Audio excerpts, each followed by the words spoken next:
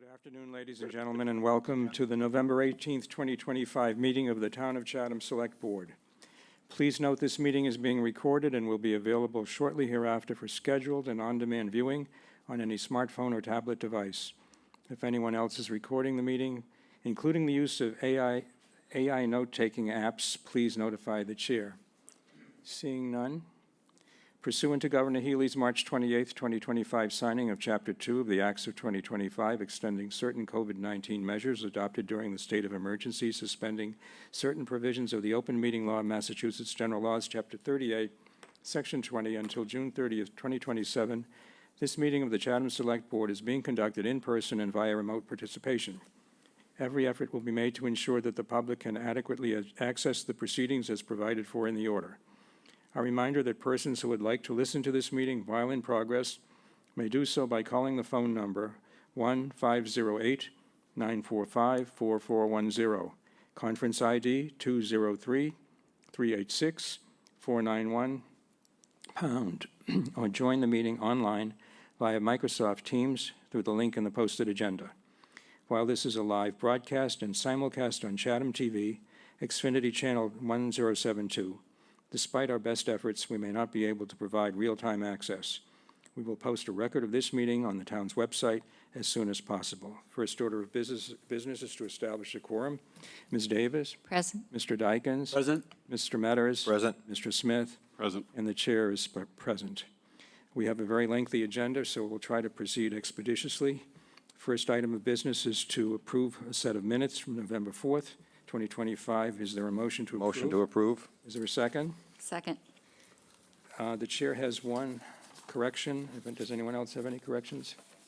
On page 2, under Roman numeral 2, the second paragraph, after the second sentence in the fifth line, after the phrase local shelter period, I would like to insert the following sentence.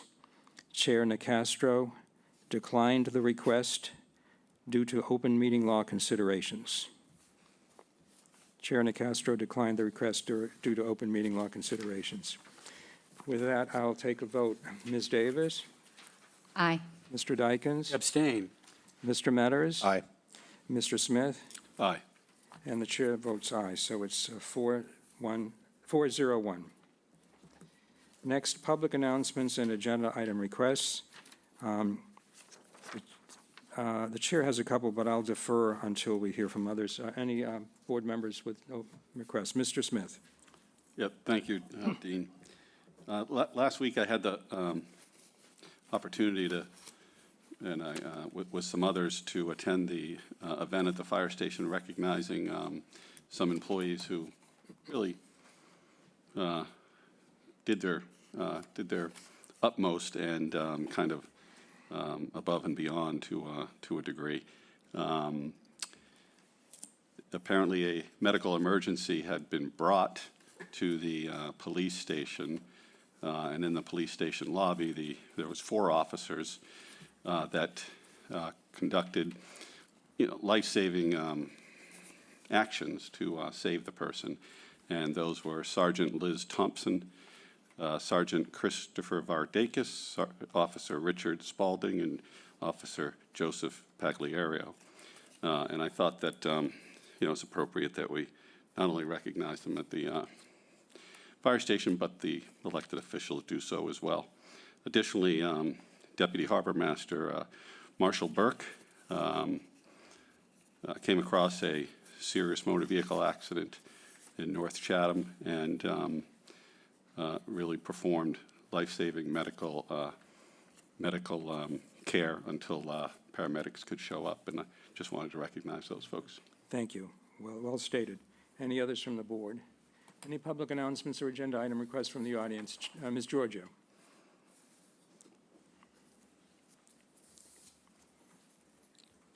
Hello, thank you. I'm here to invite you and your listeners in the audience to a community town hall listening session that the health department is doing in conjunction with with Brewster, Harwich, Orleans, and Dennis. The purpose of this is to to solicit feedback for the use of the opioid settlement funds that the town of Chatham has received, as well as the other communities that I listed. The event is tomorrow in the community center from 6 to 7:30, and there's the poster. You can attend in person, or you can attend up via Zoom. We hope to get feedback from people in the community that have lived or living experience with the subject of substance use. We have quite a bit of funding, and we would like to know what people think the gaps are in the use of funding and services in the town. So again, I'd like to invite people to that. It's tomorrow at 6 o'clock at the community center. That is online on the website, and you can, also there is a survey, this little Scan Me. There's a survey people can take, and if you can't attend the meeting, I'd really appreciate it if everybody could take the survey as well. Any questions? Thank you, Judy, our health agent. Thank you very much. Thank you. Any others from the audience or online? Okay, I wanted to mention a couple of things. First of all, I really want to compliment the Public Ceremonies Committee for the Veterans Day remembrance last week. I thought it was really first class, and I think those who attended were very moved by it. Secondly, I've been asked to mention that donations for the Jamaican hurricane relief efforts are being accepted through Saturday, November 22nd, 2025. They may be dropped off at the Chatham Community Center. And finally, I want to turn to the board on a scheduling matter. It's been brought to my attention that the town manager's working group on the Center for Active Living, which is meeting, I guess, tomorrow, may possibly finalize its recommendations that are going to come to the board, either tomorrow, maybe at another session. But that presentation to us is probably going to take an hour or an hour and a half. And I'm thinking we should, perhaps the town manager and I have conferred about this, possibly call for a special meeting of the select board. And I guess we wanted to see the availability. Kathy has sent us some dates. I don't think we've shared them with the rest of the board. Maybe rather than try to resolve anything tonight, we just get those dates. Mostly they're daytime meetings, late afternoon in the following week or so. Any thoughts on? Can you just do the dates? Yeah, well, go ahead. Do you want to, there were multiple. Why don't you read them off, Kathy, if you get them? Well, Kathy's looking for it. So it's tentatively scheduled for the meeting of December 2nd. And we're meeting the working group tomorrow to work through scheduling, presentation, bidding, and all of that. So I'm hoping by the end of the meeting, we'll have a better idea. So it was going to need to be maybe 60 or 90 minutes at the December 2nd meeting, or if we have a separate meeting. We have a couple of dates, and Kathy will go through. I just haven't consulted yet with the working group, but just to expedite the scheduling with you, here's a couple of dates, except for there's a Friday listed as availability, but we don't at this time have Chatham TV available on Friday, so we might have to work around that. Yes, excuse me. So Monday, December 1st, the meeting room is available anytime prior to 3:45 or following the Board of Health at 6:30 p.m. Tuesday, December 2nd, the meeting room is available anytime between 1 p.m. and 5 p.m. And we have a regular meeting that, You have a regular meeting that If you day as wanted well. to start it earlier. If you, yeah. Wednesday, December 3rd, 12:30 to 4 p.m., or following the Historic Business District Commission at 6:30. And then Thursday, December 4th, anytime between 9 a.m. and 1:45 p.m. The Zoning Board of Appeals is in from 2 to 6:30, so if you wanted a later meeting that night, but those are, you said that on Wednesday, the 3rd, Yes. that room is available anytime after when? it's available between 12:30 p.m. and 4 p.m. or following the HBDC at 6:30 p.m. Well, we could do an evening meeting like at 6:30. I don't know if that works for people. I'm reluctant to see this on a regular board meeting because I think it's just going to take a very long period of time. No, makes sense. Does that particular date and time? If it's after the HBDC. Yeah, If it's after the HBDC for me, I can't do anything during that day. yeah. Will they finish up by 6:30? We'll have this room available with broadcast. I haven't Facility. looked at their agenda for that date, but I can talk tomorrow with their staff liaison and see. Corey, does that work for you? The 3rd at 6:30, I can do. Jeff? I can do it as well. Why don't we tentatively set it for 6:30 on December 3rd? Yeah, and I'll confirm with the team and the working You can group let us tomorrow. all know. Yep, Okay, thank you very much. thank you. All right. Next, we have 2 public hearings. First is to consider a petition from NSTAR Electric Company, doing business as Eversource Energy, to install 35 feet plus or minus of 1 to 3 inches conduit and 1 new handhole, 30/HA2 at 229 Scattery Road, Chatham, and I think the right-of-way agent, Marissa Jackson, is online. But first, I'll ask the clerk to read the notice. Thank you. Town of Chatham Select Board, public hearing notice.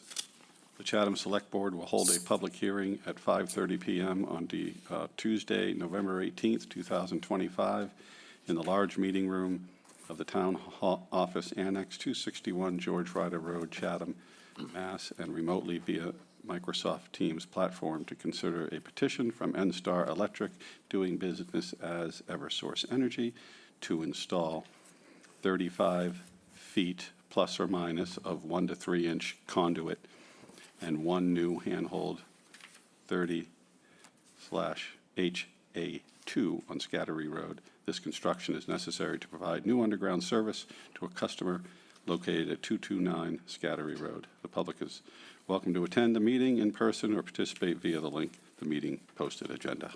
Thank you. We'll open the hearing. Marissa, this looks to be in order. Do you have anything you want to tell us? Please. I'd like to make note that I did confirm we'd be able to mow a bore under the road for you. Okay. Any questions, comments? Any from the public? No one online. So is there a motion? Chairman, I move approval. Is there a second? Second. Okay, moved and seconded. Call the roll. Ms. Davis? Aye. Mr. Dykens? Aye. Mr. Metters? Aye. Mr. Smith? Aye. Chair votes aye. It is approved. Thank you. Thank you, Marissa. Thank you. Next is to consider. Thank you. Consider a public hearing to consider an application to transfer the annual all-alcoholic beverages restaurant license from Scorpios Enterprises Inc., doing business as Knott's Landing Bar and Grill, Philip Melitas, manager, to Uncle Tony's LLC, doing business as Knott's Landing Bar and Grill, Sophia Melita, manager, for the business located at 1077 Main Street, Chatham. I'll ask the clerk to read the public hearing notice. Town of Chatham Select Board, public hearing notice. Notice is hereby given that the Chatham Select Board will hold a public hearing on Tuesday, November 18th, 2025, at 5:30 PM in the large meeting room at the Town Office Annex, 261 George Ryder Road, Chatham, and remotely via the Microsoft Teams platform to consider the transfer of the annual all-alcoholic beverage restaurant license from Scorpios Enterprise, doing business as Knott's Landing Bar and Grill, Philip Matias, manager, to Uncle Tony's LLC, doing business as Knott's Landing Bar and Grill, Sophia Malia, manager, for the business located at 1077 Main Street, Chatham. All interested parties are encouraged to participate. Thank you, and we'll open the hearing, and I see Attorney Jamie Norcross and the principal. Thank you. Good evening, Jamie Norcross on behalf of Uncle Tony's LLC. With me is Sophia Melita. Sophia and her brother Phil, after operating in town for many, many years, made the difficult decision to sell their business. Sophia is going to be remaining on to run the restaurant, and is going to be the manager of record for the liquor license as well. So with that, happy to answer any questions relative to the application. Sophia, did you have anything you wanted to say? Just, we're still there. No? Quite a Pizza change. and all. Quite a change here in I Chatham. know. So any questions or comments from the board? Corey? Just one real simple one, because usually we have these transfers and we have the ownership entities who are out of town. Obviously, Sophia, 40 hours is probably a light week on your traditional. So document-wise, you're recorded as an on-site manager at 40 hours a week. You've been definitely available far beyond that. You have any other additional managers that may be adding to the team at some point, just so, obviously when you're not there to deal with accessibility of any issues? Yes. Okay, That's their plan. okay. That's it? Jeff, you had, So I was just going to reaffirm that you're going to be there managing the restaurant? Yes. Managing the bar and stuff, okay, thank you. Good hands. any other questions? I just had one edit on addendum A under the proposed officer interest. It's the second to last page. There's just one block that wasn't checked under the LLC manager, Thomas R. Kennedy, U.S. citizen. I know the answer is yes, because he checked it yes elsewhere. You see Oh, I see that. Yep. Okay. We can submit an. And my one question, who is actually going to have the license? Is it the Uncle Tony's LLC or Holdco LLC? Uncle Tony's LLC will be the license holder. Okay.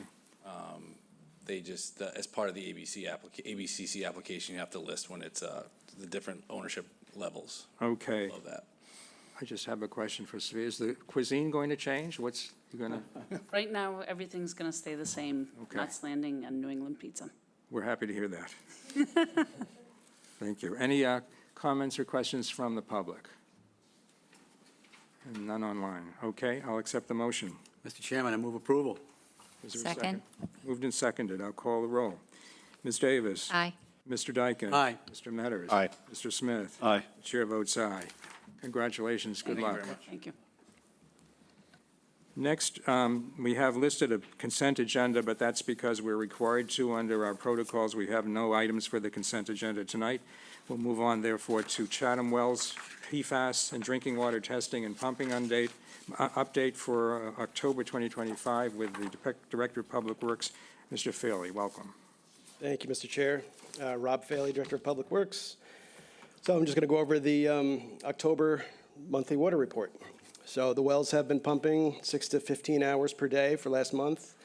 There was a low-level alarm just on single time on 10/6, which was a Monday. As far as the project for wells 5 and 8, you can see here in some of the pictures, the architectural work continues. This is a chemical containment area. A lot of the exterior doors and windows are done. Painting is almost complete. The cabinetry in the lab has been installed. A lot of the process piping continues. You could see some of the Lexan panels going up. Those are for removal of the large, what do you want to call them? The big tanks that hold the green sand and the GAC filters. But everything is moving along very nicely. Just wanted to touch base on this. Was Clerk Smith last month when I had my report, he commented about the sign out front. I guess the issue was the Morton Road treatment plant. I think it was, maybe it would look too industrial. I confirmed that the new plant will have a smaller but similar sign. On the plans, it shows 4 feet by 5 feet. This one, I didn't measure it, but I estimated it about 3 feet by 12 feet.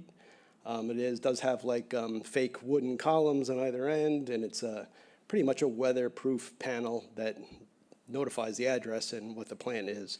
A similar one is proposed for wells 5 and 8. Yeah, and thank you.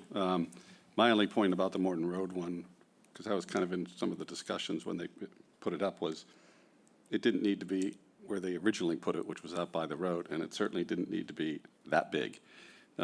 Something half that size is probably more than sufficient, and doesn't have to grab vehicles as they go by.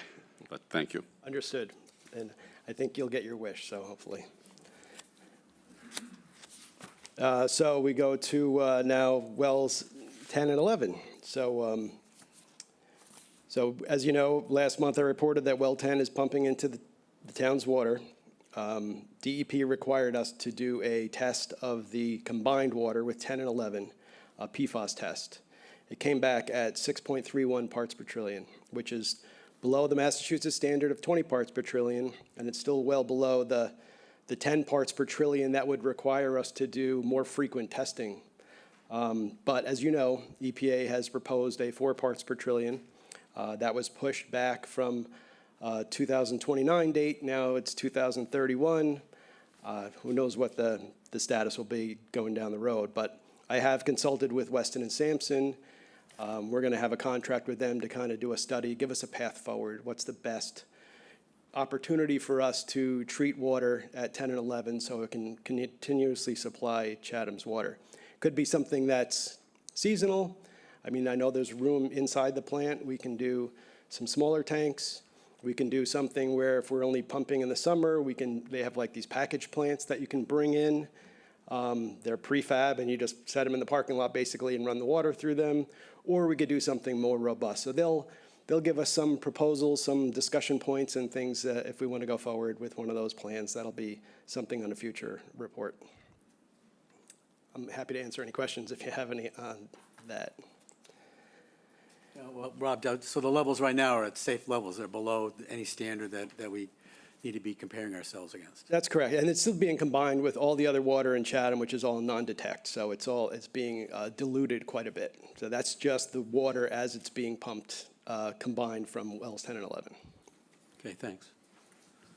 Rob, so when you combine it and you mix it with the rest of the water, obviously that number comes down. Correct. Any idea what that number is? Is it below the 4, do you think, or? Oh, yeah, well Yeah, below the 4. well below the 4. Yeah, it'll probably lower than 1. Yeah, great. It's just because wells 10 and 11 aren't these really high producing wells. Right. You've got like South Chatham wells 1, 2, and 3 that are adding a lot of water. It's all diluting it even further. So I'd say it's probably in a fraction of 1. Thank you. So for the irrigation meter update, so again, 635 letters went out on August 22nd. We've been making some good progress. We'd sold over $88,000 in irrigation meters, which was 441 at the writing of this letter, of this memo. 294 additional irrigation meters have been installed. Right now, I know we are down to about 12 people who are still being fined. We are booking out appointments into March at this point for plumbers. So those people who have already booked appointments, we're no longer fining. We put it on a pause. They're in the process. We're really not going to make too many more decisions until we can get that backlog caught up. Water sampling for the months of October. Again, we discussed Morton Road and Indian Hill were both non-detect for PFAS 6. Just as things of note in this report, well 4, the shaft had failed, the motor and pump are good, so we ordered a new shaft and couplings, and that'll be installed. It's already, well 4 is already shut down for the winter season anyway, so we'll do those repairs in early spring, and when well 4 does the seasonal startup, that'll be all new shaft in there for that to work.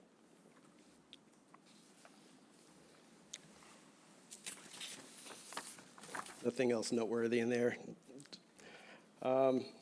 Here is the October 24 to October 25 comparison. We are right on the money. 0% difference, 16,000 gallons, which is pretty negligible. Again, here is looking at a bar chart or a graph showing the same information. You can see in the beginning of the month, we're up around 1.5 to 2 million gallons per day. But towards the tail end of the month, we're down under 1 million gallons per day. That trend will continue to decline as the winter season wears on. And this is the bar chart showing the same information. And the October monthly pumping report, this shows the level of effort for each well. You can see Indian Hill well, well 4, we talked about when the shaft broke on October 9th. And then well 10 started up about midway through the month. So I think shows well 10 and 11 are producing a little bit more than they had in months past. Yeah, and here's that bar chart kind of showing that level of effort as well. And here's the year-to-date pumping report. 420 million gallons so far. We're about 13.5 million lower than last year. Again, here's that total year-to-date pumping graph. Sorry if I'm going too fast. I just don't want, I know it's a busy meeting, so you've seen a lot of this before, so. Unmetered water usage, 1.2 million gallons. Most of that's for flushing and blow-offs at this point. No hydrant flushing occurring this time of year. And there's a graph showing the unmetered water usage. And here is the 5-year pumping comparison for the month of October. You could see last year and this year are very close, even though the hours are lower this year, and I think that's just because we have, wells 10 and 11 are online. Even well 11 was online last year, but it's helping. It's helping reduce the hours.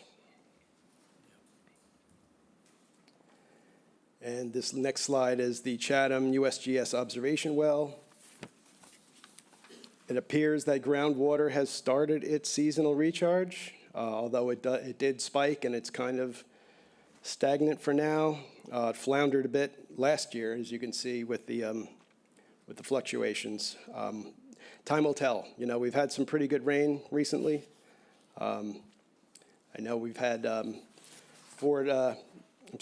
to 8 inches of rain in October, which is 4 inches more than usual. So that's definitely a help. Again, time will tell. And here's the Brewster observation well. Again, this is more of the bellwether for seasonal conditions and groundwater levels on the Cape. Again, it looks like it's doing a seasonal recharge, but it has a little bit of kind of a hiccup there. So we can only look back after it reports. So that's the best way to tell is going down the road. And a drought update. Massachusetts Drought Task Force met on November 6th to review the conditions. Again, it's good news. We received quite a bit of rain. The recommendations to the Secretary of Energy and Environmental Affairs is that Cape Cod remain at level 2. So I know the Water and Sewer Advisory Committee met last week, and they endorsed remaining at level 2 as well. So that's all I have for you, unless you have any questions. Thank you, Rob. Excellent report, per usual. I did notice that on the chart, precipitation on the Cape, 12 months was 19. I assume that's inches? No, that's it's a rate of, like it says, 0 to 100 rate, and they have a category. It's all internal. Southeastern Mass for 6 months had 69.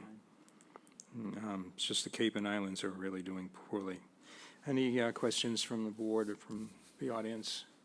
Okay, thank you, Rob. Okay, thank you.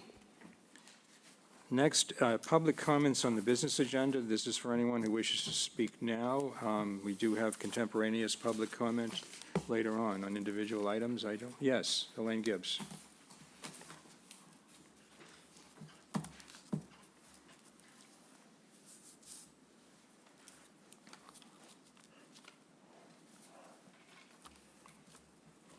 Yes, thank you, Elaine Gibbs. This is regarding the Select Board's goals and objectives later on in the evening. The primary responsibility of government, in my view, is public safety. And in looking at the vision statement and the current 6 goals in no particular order, it's not listed. The last time we reviewed this, I did ask that public safety be included because I think it is, again, the most important function of municipal government. So I would ask that, in reviewing this document, it's 7 pages long, and when I requested it last time, there were 2 little words added at the end of the 7 pages, and it said public safety. I'd like to see that be included in your goals so that instead of the 6 current goals, there are 7. Thank you. Thank you, Elaine. Anyone else? Okay.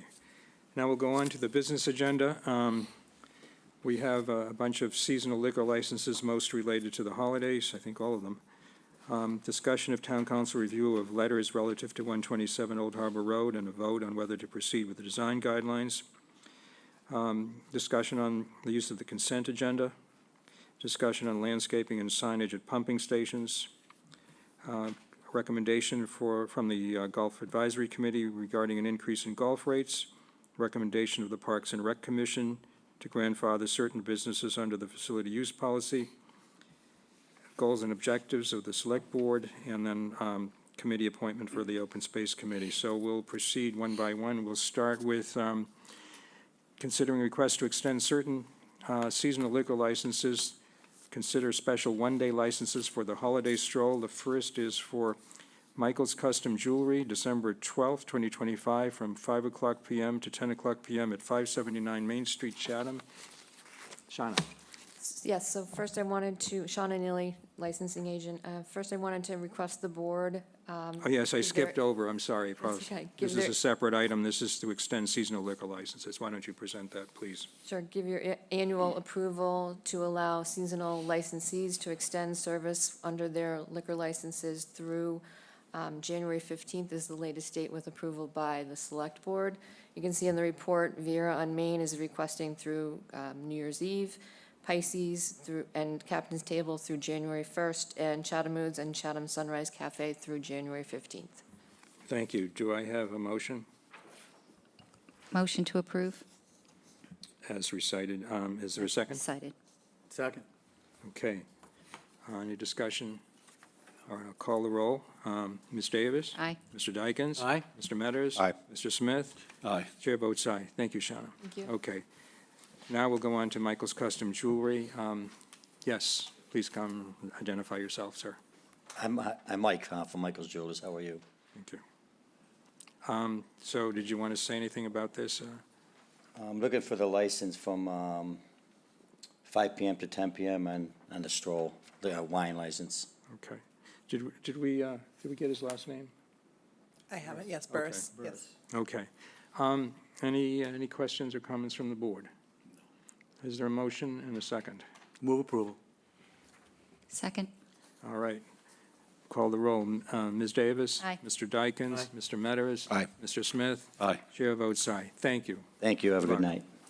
Next is the Black Dog General Store, December 12th, 2025, from 5 o'clock PM to 7 o'clock PM, and December 31st, 2025, from 3 o'clock PM to 5 o'clock PM at 628 Main Street, Chatham. Carrie there Ann any- Long is here. She's online with us. Online. Carrie Ann Long? Yes, hi. Yes, do you want to tell us anything about this? It's just, we're serving the Black Dog wine for the stroll on December 12th and on December 31st for first night, just for a portion of the evening. Okay, thank you. Any questions or comments? Is there a motion? No? Move approval, Mr. Chairman. Is there a second? Second? Moved and seconded. Ms. Davis? Aye. Mr. Dykens? Aye. Mr. Metters? Aye. Mr. Smith? Aye. Chair votes aye, 5-0. Congratulations, thank you. Thank you. Yellow Umbrella, December 12th, 2025, from 5 o'clock PM to 10 PM at 501 Main Street, Chatham. And I think we have Mr. Linder.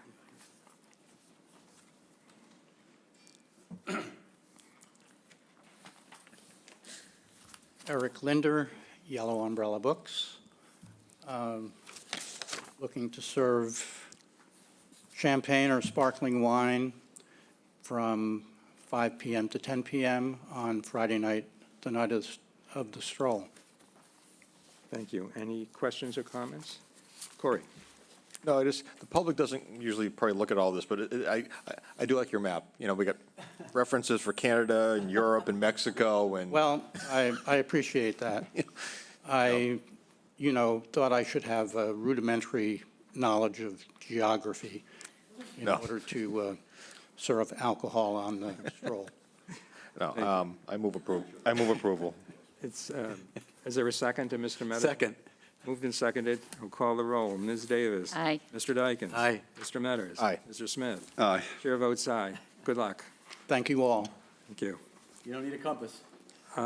Next is Mahi Gold, December 12th, from 3 o'clock PM to 9:30 PM, and December 13th, from 12 o'clock PM to 6:30 PM at 465 Main Street, Chatham. And who is Sam Johnson? Is he here? Yep. Oh, Yes. online, yes. Please proceed. Yeah. Yeah, so we've done it in the past before. We did it for Oktoberfest. We're just looking to do Friday, Saturday for stroll.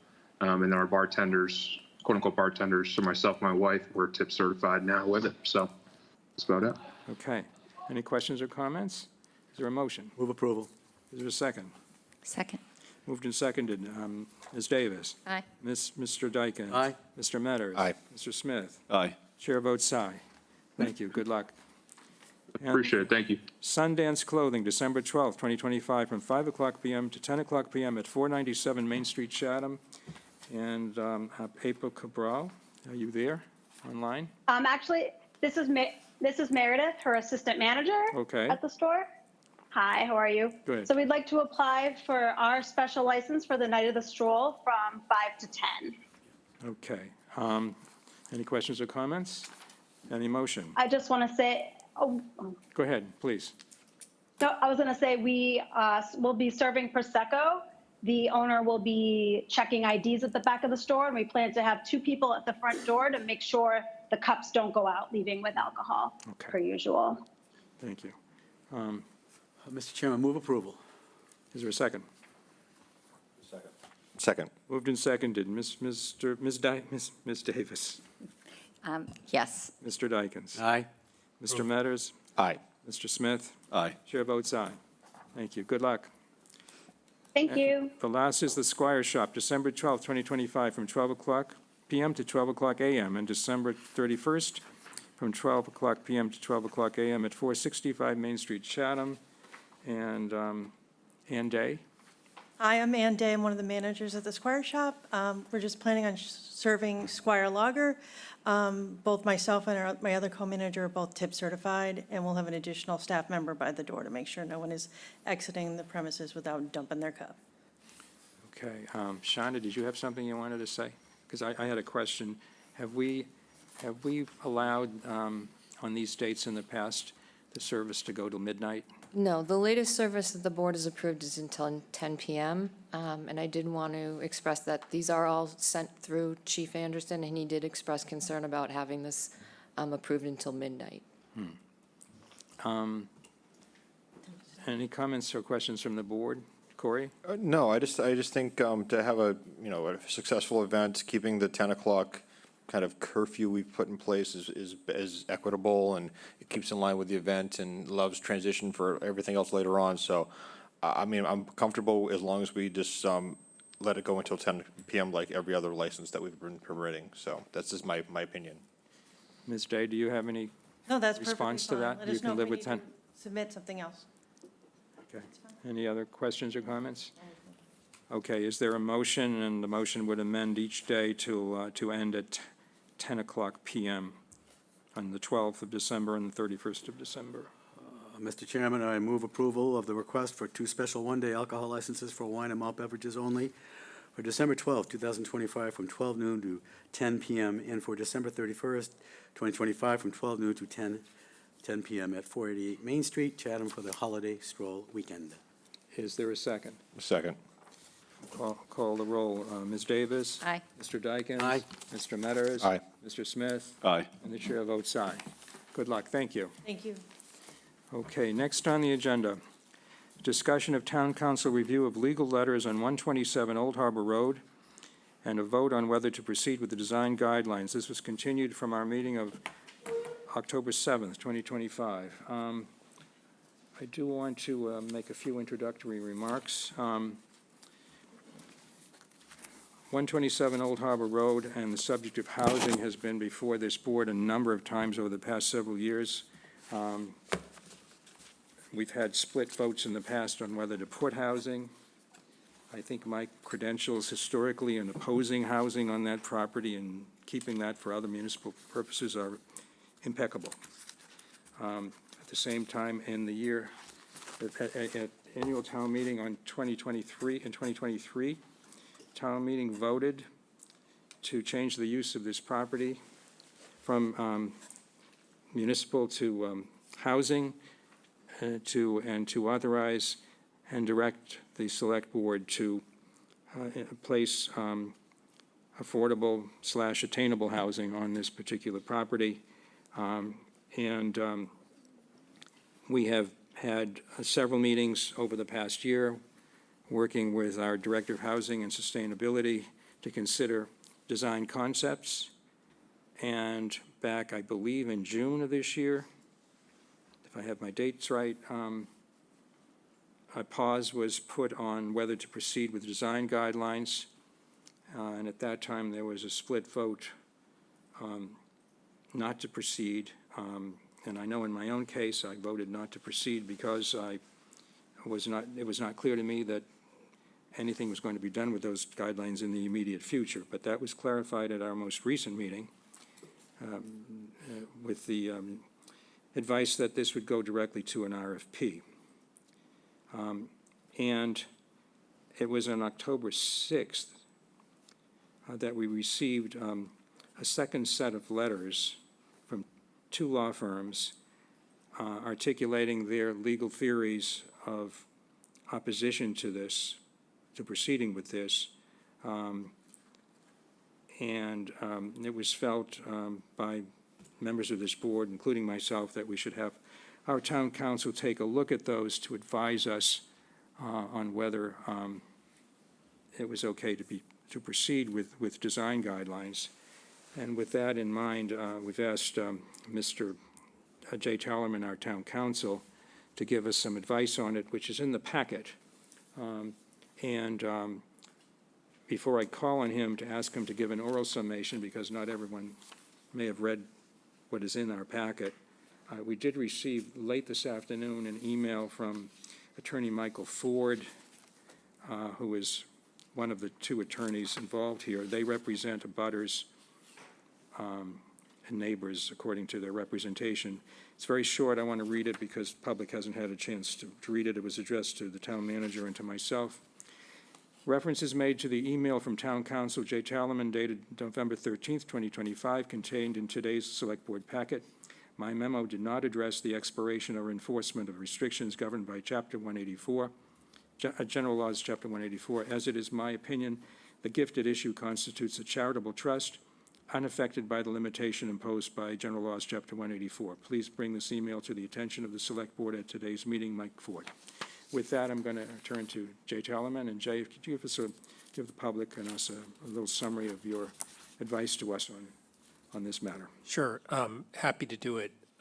This is a pretty unique issue, not because I think the law is particularly unique, but because the way the restrictions in the conveyance or the leaving of the property to the town is somewhat unique in nature. The law, I think we should start with the premise that the recent evolution of the law as it applies to restrictions on property has evolved over time.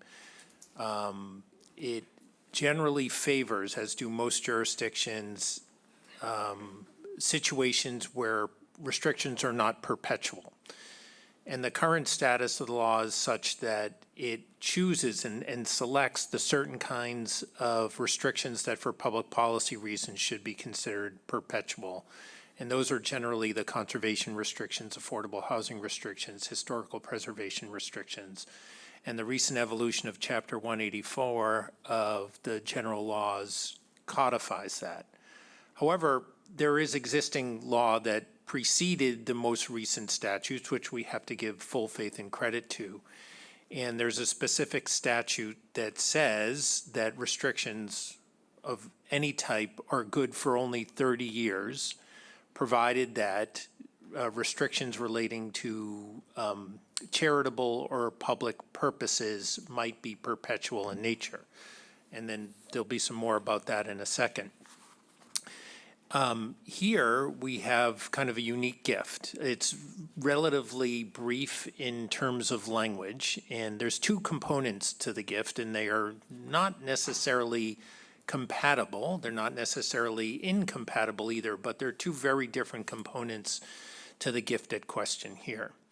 The gift, it was through a will, was for two purposes. One, for playground purposes on the site, and two, to maintain the existing buildings on the site. That doesn't say what they're to be used for, doesn't say anything. Obviously, you can't have a playground where the buildings are because the buildings are required to be maintained there. the gift doesn't state what those buildings are to be used for at all. It just says you have to keep them where they are. So when being asked to review this and review the law, obviously I read Mr. Costello's prior opinion and some other opinions that predated my review of this. And we took a fresh look at it and reviewed in particular two statutes that are in apparent tension, but I think they can be harmonized. And it's a requirement of anyone that's trying to construct or review statutes that you first try and harmonize statutes before you say, well, one applies or the other. In other words, can both apply? In our opinion, both statutes in question can apply. That's Chapter 184, Sections 23 on one hand and 27 on the other. So Chapter 184, Section 23 required me to look at each of the two components of the gift. One is clearly for a public purpose, the playground. There's no question that that's for a public purpose. And because it is, I find, under and in review of the cases, it's clear to me that that part of the gift is perpetual, and it survives the usual 30-year, provided that enforcement of that particular restriction would be unique to the town only. We'll get to that in a moment. As to the gift relating to the maintenance of the public buildings, I've looked at the documents relating to the will. It doesn't say anything about what you're going to use them for. It doesn't say any purpose whatsoever. In fact, I think as we know currently, these buildings are a little bit more of a burden than anything else, given their kind of deteriorating condition. And so it doesn't say what we have to use them for.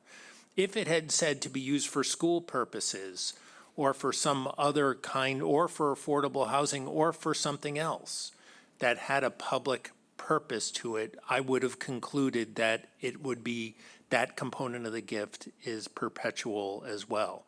I can't reach that conclusion, however, because there's no purpose whatsoever in it, and I think experience tells us in managing these that we're kind of struggling at this point to keep up with buildings that are really starting to fall apart a little bit. So it doesn't suggest at all to me that it fits within that public purpose component of it. And so my conclusion, and our conclusion in our real estate department as well, is that it doesn't meet those terms. In other words, it is then subject to the 30-year limitation under Section 23 as well as Section 27.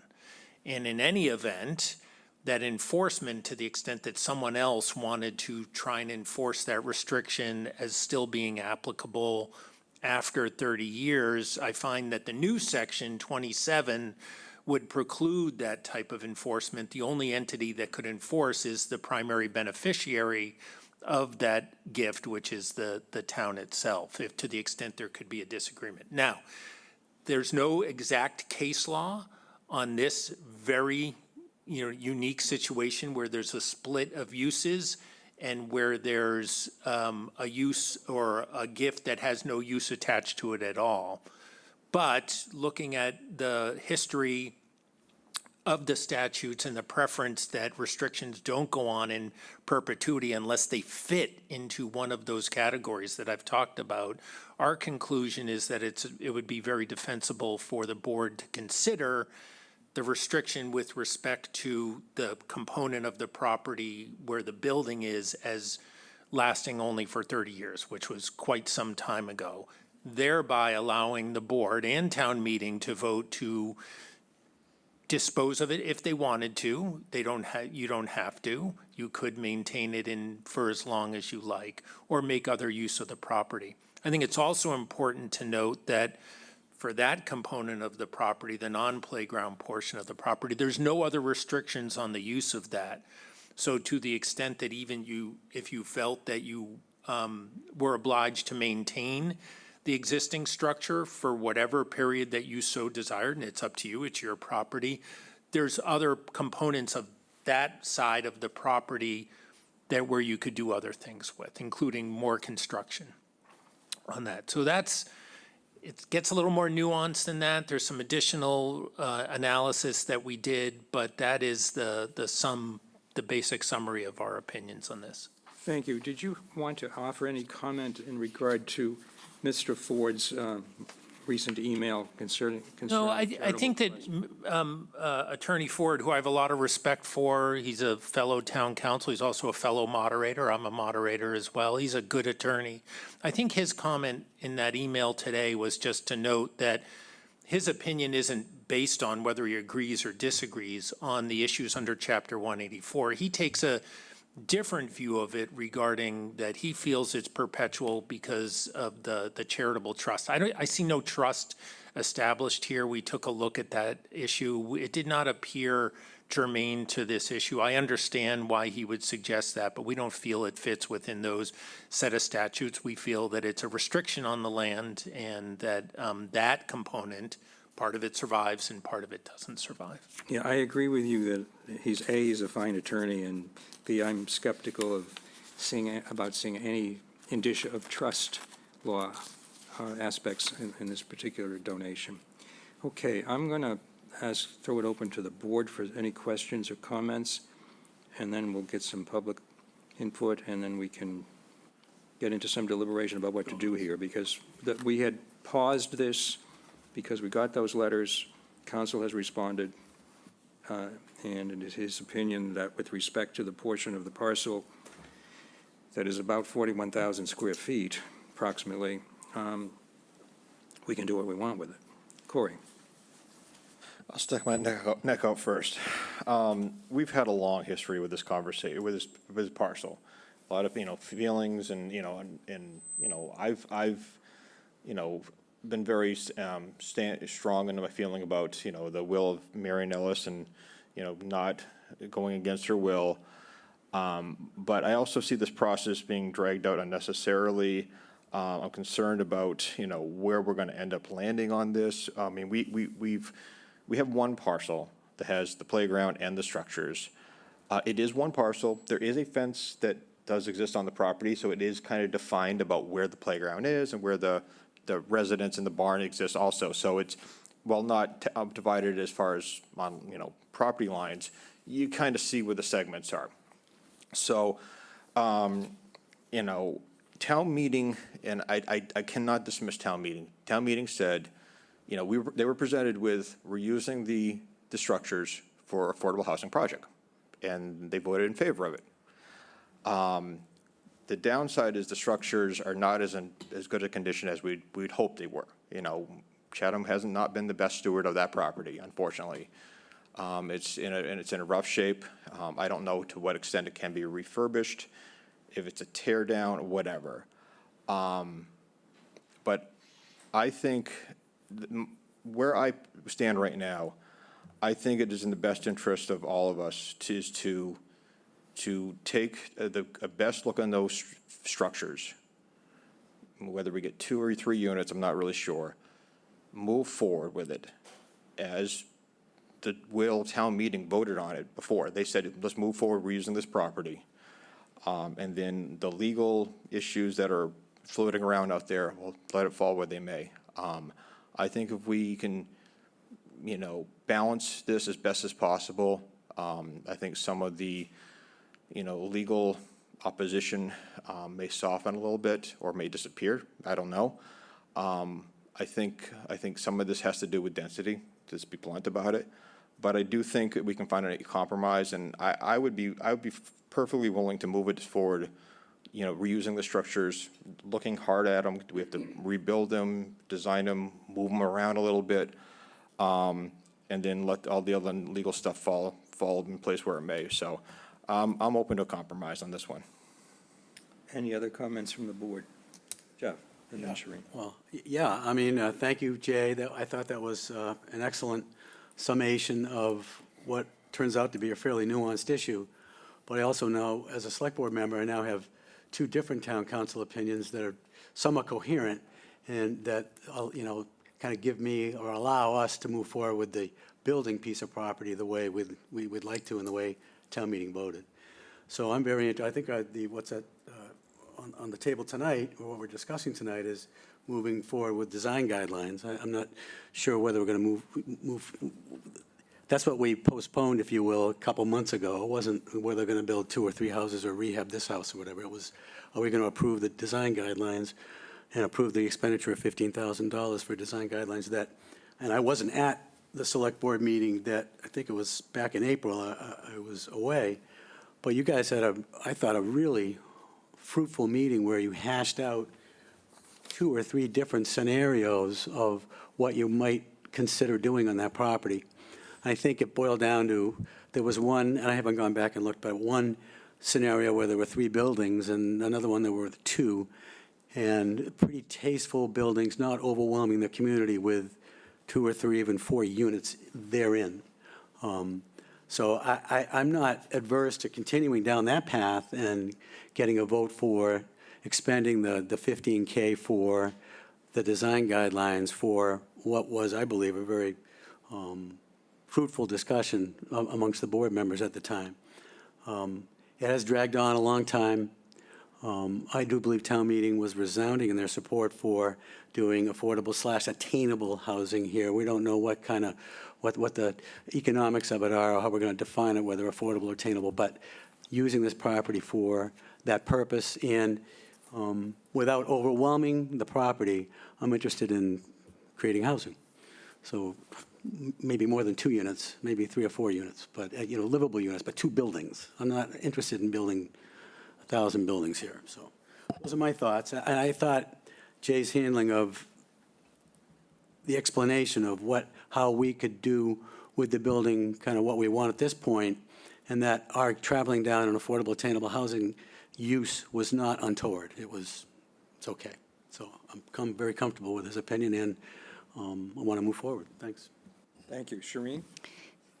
Thank you, Dean, and thank you, Jay, for the explanation of where we're at. We had a vote at town meeting to direct us to move forward with housing initiatives on this property, and we got to the design element, the rough designs. I think we had a really good meeting when we talked about all of that, and I came away very charged by the consensus that the table brought forward. So I want to see that we go forward with approving $15,000 to move forward with the design elements. Thanks. Thank you, Shereen. Any other comments? Stuart? You're going to have public comment? Yes. And then are we going to have the Then I'm gonna bring it opportunity to back to speak us. again? I'll wait then, thanks. Okay. I just wanted to make clear that the design concept that we were looking at, the concepts called for, and I think they were just on the screen, either 2 structures or 3 structures. I personally favored 2 structures. That's what we have on there now, with the idea that that would be included in the RFP, which would include an option on the developer to rehab the existing home, which we know is in not very good shape because we had a presentation by the building commissioner here. But we wanted to allow for that option.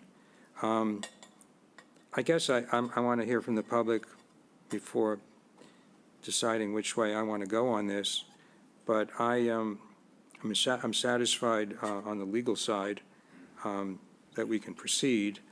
I would love to see us come away tonight with something other than a split vote, and that may require a little compromise, I suspect, on the number of units, but that's kind of where I'm at the moment. Corey? I just wanted to make sure that I'm, very clear where, I'm saying is, I'm thinking, whatever the mass is of the existing houses, and I think that we could, and I don't know if that's going to be 2 units or 3 units, I don't know, but that's kind of where my limit is, because that structure, we want to keep the streetscape, the feel of the neighborhood, we can move it around a little bit, we could divide it up a little bit. I think there's a little bit of room for growth here and there. Obviously, those structures, that house was designed in a different era. Obviously, you want to add a little bit here, add a little bit there to make it a more usable facility. So there's a little bit of room for growth, but I'm looking at a smaller scale type of impact on the property. That's really very much where I stand on that. Okay. Just a question. Yes, Jeff. Could I ask a question? Corey, so are you suggesting that you'd like to rehab the current structure? I'm confused. I would love to keep the existing structure. I think the sad reality, it is beyond Yeah. that. So what I'd like to do is create something in the spirit of that structure. To replicate it doesn't make sense. It's unfortunately, the hallways, the height of the ceilings and everything else doesn't make sense. But to do something in the spirit of replicating it or some kind of feel of that type of architect, I think would be very palatable. Because sadly, I do think it's beyond repair. I think the design concepts were very much in keeping with Right. the eclectic. And they were, and we have had prior discussion about having the structure have evoke the piece of property that's there now, the Ellis property that's there now, the building itself, whether it's a porch or a dormer or something that looks very similar to what's there now. And I think that's certainly acceptable in the spirit of the donation, so, thanks. Because of the number of units, the limited number of units here, whether it's 2 or 3 or 5, even 6 was talked about, which is probably one more than I would be comfortable with. It's going to be a challenge to get somebody to bid on this, unless they want to bid together with stepping stones. That was an idea that we had, but the sequence of time is not going to work out in that regard. So I just wanted to point that out. Corey? Well, this is a smaller site, and I think we've gone through, we have a little more experience as a board on some of this stuff. A larger entity, like the one who's doing 2 of our bigger projects, it's not a project for them. It's too small. The economics are completely different. This is probably more in line for like a Habitat or something on that scale that can be more locally done. It's just better fit for them. It's going to be a different entity that will probably. If this were an R27 zone, which surrounds this, at least on that street, a builder could come in and subdivide, go before the planning board, and he could build 2 single-family homes easily. Right, but I think, 20,000 square foot. not to get ahead of ourselves, at some point, we're going to have to make a determination of subdividing the property from the playground. Yeah. And that, on paper, has never been done. It hasn't been done. Yeah. And that may make some further adjustments, because that has to be done at first. Okay, Stuart, your green light is on. Yeah, I guess before, I have one question, or a couple questions. One to Jeff, because he said something that was newer to me, being the newer member, that 2 town councils had opined on, in a positive way on this, Mr. Tallerman and Mr. Costello. Mr. Costello. Costello. Okay. And is this building historic? Katie Donovan. Oh, sorry. Katie, is it in the HBDC? It's in it. It certainly otherwise would fall under the Historical Commission. Right, I'll have to double check about whether or not it's in the HBDC. The HBDC is in that general area, but I can't remember if this house is specifically. I can check that, but it is definitely 75 years or older, which would make it under the jurisdiction of the Historical Commission. So one of those 2 commissions might have jurisdiction over this, Yes, that's correct. unless you did a 40B, and then we know how that works. Right. Did you have anything else? Not at this Stuart, time. does that answer your? I guess it does. We'll have I'll to- come back after Yeah. public comment. Yeah. And I'll just add that, I share some of the comments said thus far, and that if we do affordable housing, it would, I'd like to minimize the impact on the property and do as much as we possibly can to keep with the wishes of Ms. Ellis, which I believe we can do. I've mentioned it before, and we can chat about it further a little bit. Okay, Thank you. Thank you. All right, I'm going to open it up to the public. Anybody in the audience here wish to speak to this? Carolyn McClellan.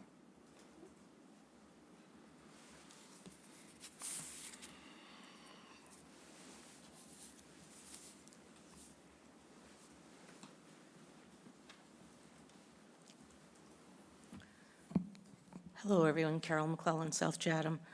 Thank you for revisiting this multiple times. I just obviously really want to advocate for you to move forward tonight on approving the design guidelines. I know that after we had the meeting with the test fits, I think it gave everybody a really, a realistic view of what the possibilities were. And there was a consensus amongst the group just to realize that there were some parameters there that could be acceptable to many of us. I'm happy that Mr. Talman has found, has declared or has explained that this restriction is no longer applicable to the building side. So I think hopefully we can stop litigating this one thing over and over and over again. Town meeting has voted on this. We don't have the restriction anymore. Whatever we decide, whatever we do right now, I mean, my obligation and my commitment is to try to come up with the best scenario that has the most quality and value when we get an RFP out there, and if we get a bid on that, so that we can bring that again to the town meeting. They have to vote on it to allocate the funds for development. So whatever we do, they're going to get another chance to chime in on it. We're not going to do anything without consensus. So that's on us to come up with the best scenario. So I just hope that we can follow through on that commitment of honoring town meeting, delivering the best product, and then bringing it back to town meeting and hopefully getting a consensus to move forward. Obviously, we need affordable housing. There's a lot of pushback on the Penrose developments. This is home ownership, this is small scale, this supposedly is what everybody wants. I also wouldn't get hung up too much on the number of units and try to focus on the scale of the houses. Obviously, if they're a one-bedroom unit, they're a lot smaller than a three-bedroom unit, so keep that in mind for the proportion of the buildings. If we have smaller units in there, it's obviously not going to be as big as other units. And remind you that every other week, the ZBA is issuing permits for 4,000, 5,000, 6,000, 7,000 square foot homes on a regular basis. So there's things for you to consider. Thank you. Thank you, Carolyn. Anybody else? Elaine Gibbs?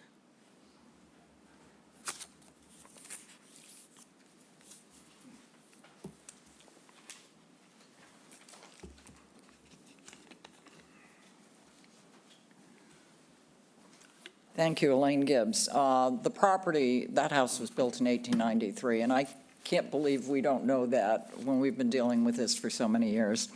A select board member has argued it's dishonorable to have ignored and not maintained the building at 127. Ignoring and neglecting municipal buildings isn't new to Chatham. The historic Eldridge Garage, fire station, police station, elementary school, middle school, council on aging, community center, and burst pipes at 127 are examples of the town's neglect, not the taxpayers. Maintenance has never been a priority. Mrs. Ellis's wishes, read here many times, specifically instructed the building be maintained, and the town did not do that. To argue now that only the playground and a dedication sign is sufficient to fulfill her wishes, though convenient, is flawed in my opinion. It's one parcel, not two, and Mrs. Ellis's codicil was clear that no new buildings were to be built or the land subdivided. And that fence was not put up in 1957 or in 1971 when she died. I believe that was done after. Wearing down voters by requesting only $15,000 tonight and then arguing to proceed because we spent $15,000 is a pattern. It's sort of mission creep. There's no deed to the town of Chatham with the Barnstable County of Records. I requested a copy from the town manager's office. Only the 1909 deed for Mrs. Ellis's husband, Augustus C. Ellis, who died in 1957, was provided with the explanation, there is no document matching your specific request. The record you asked for does not exist. And that would include the will and trust. The only thing they have is the codicil.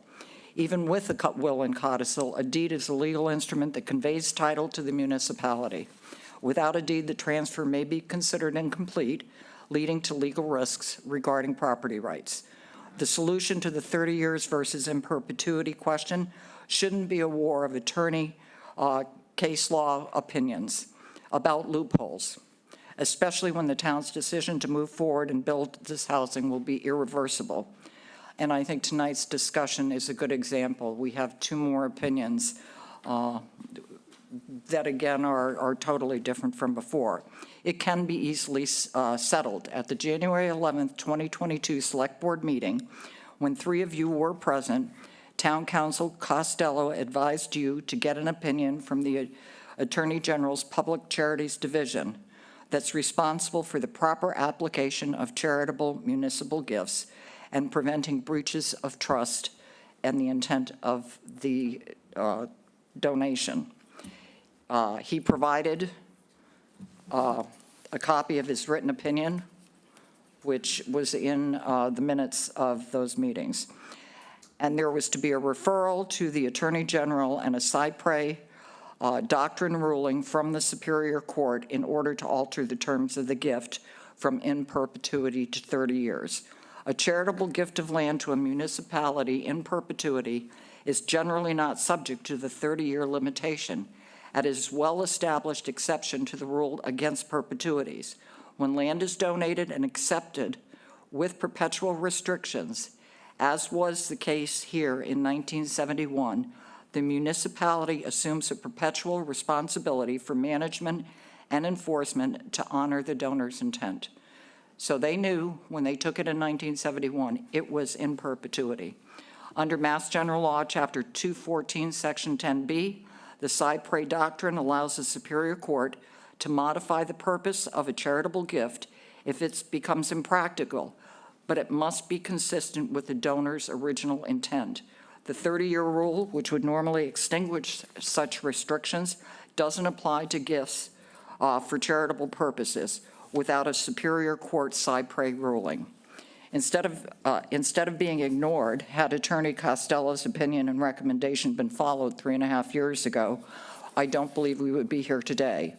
If you proceed without clear title, a deed to the town, and without a definitive cypre ruling from the Superior Court, and attempt to build affordable housing under the 30-year rule, it will likely be in violation of the exemption of a charitable gift to a municipality, allowing in perpetuity, and more litigation. What is dishonorable and hypocritical is to ignore or attempt to circumvent Mrs. Ellis's very clear wishes and intent, instead looking for loopholes at every turn, while at the same time praising the wishes of Kate Gould's bequest to the town at her death. This is a classic case of situational ethics, doing what is ethically right only when it's convenient. And I hope you will take the time. All you have to do is contact the Attorney General's office. They proceed to the Superior Court and get a legal ruling, because right now we are having battles of attorney opinions and threats. And there is no clear title, in my view, to this. We may not own the property. It is conceivable that there were transgressions and mistakes made after probate where a deed was never generated. And again, in 1971, when town meeting voted, and they took it, and they turned over the keys, they did so knowing it was in perpetuity. And that in itself was a commitment by this town to honor her wishes. Thank you. Thank you, Elaine. Jay, did you have any comment on the absence of a deed? Because this was a will that was presumably entered into probate and approved there. Right, so it's a tricky area or misunderstood area. When land passes through a will, provided the will is administered in an appropriate and normal way, a deed isn't required. It's often convenient and helpful and for chain of title purposes, but it's not a requirement. And I think the reason it's not a requirement is because sometimes there's no one that's either willing to sign the deed or available to sign the deed. Obviously, it's part of an estate. So, but you don't, it's not absolutely required that you have a deed. If it's land court title, we might have to file a petition, but that's a pretty routine administrative matter. If it's not land court title, then we can convey based upon the probated will. Yeah, thank you. I just want to make a comment on the charitable argument, and I appreciate what Ms. Gibbs said, and I've read Mr. Ford's opinions. I don't see any charitable notion in either of her two parts to her donation. It's a gift to a municipality. there's no trust, it's not a charitable purpose. And I doubt whether her estate at that time, 1971, I question whether her estate in 1971 would have been able to take this as a charitable deduction on her inheritance tax. Yeah, I'm not a tax attorney, so think I they have can't since answer that changed the last law. part. But yeah, I don't view this as falling within that body of law. I view used to this be as- city solicitor in Quincy. Gifts to the city were not charitably deductible back then. I was a solicitor in the 70s. I'm sorry, in the 80s. Anyway, I'll leave it at that. Any other comments? Yes, Brian Phillips.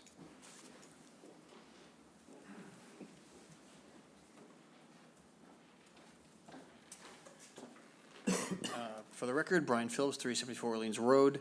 I guess this is for Mr. Attorney Tallerman.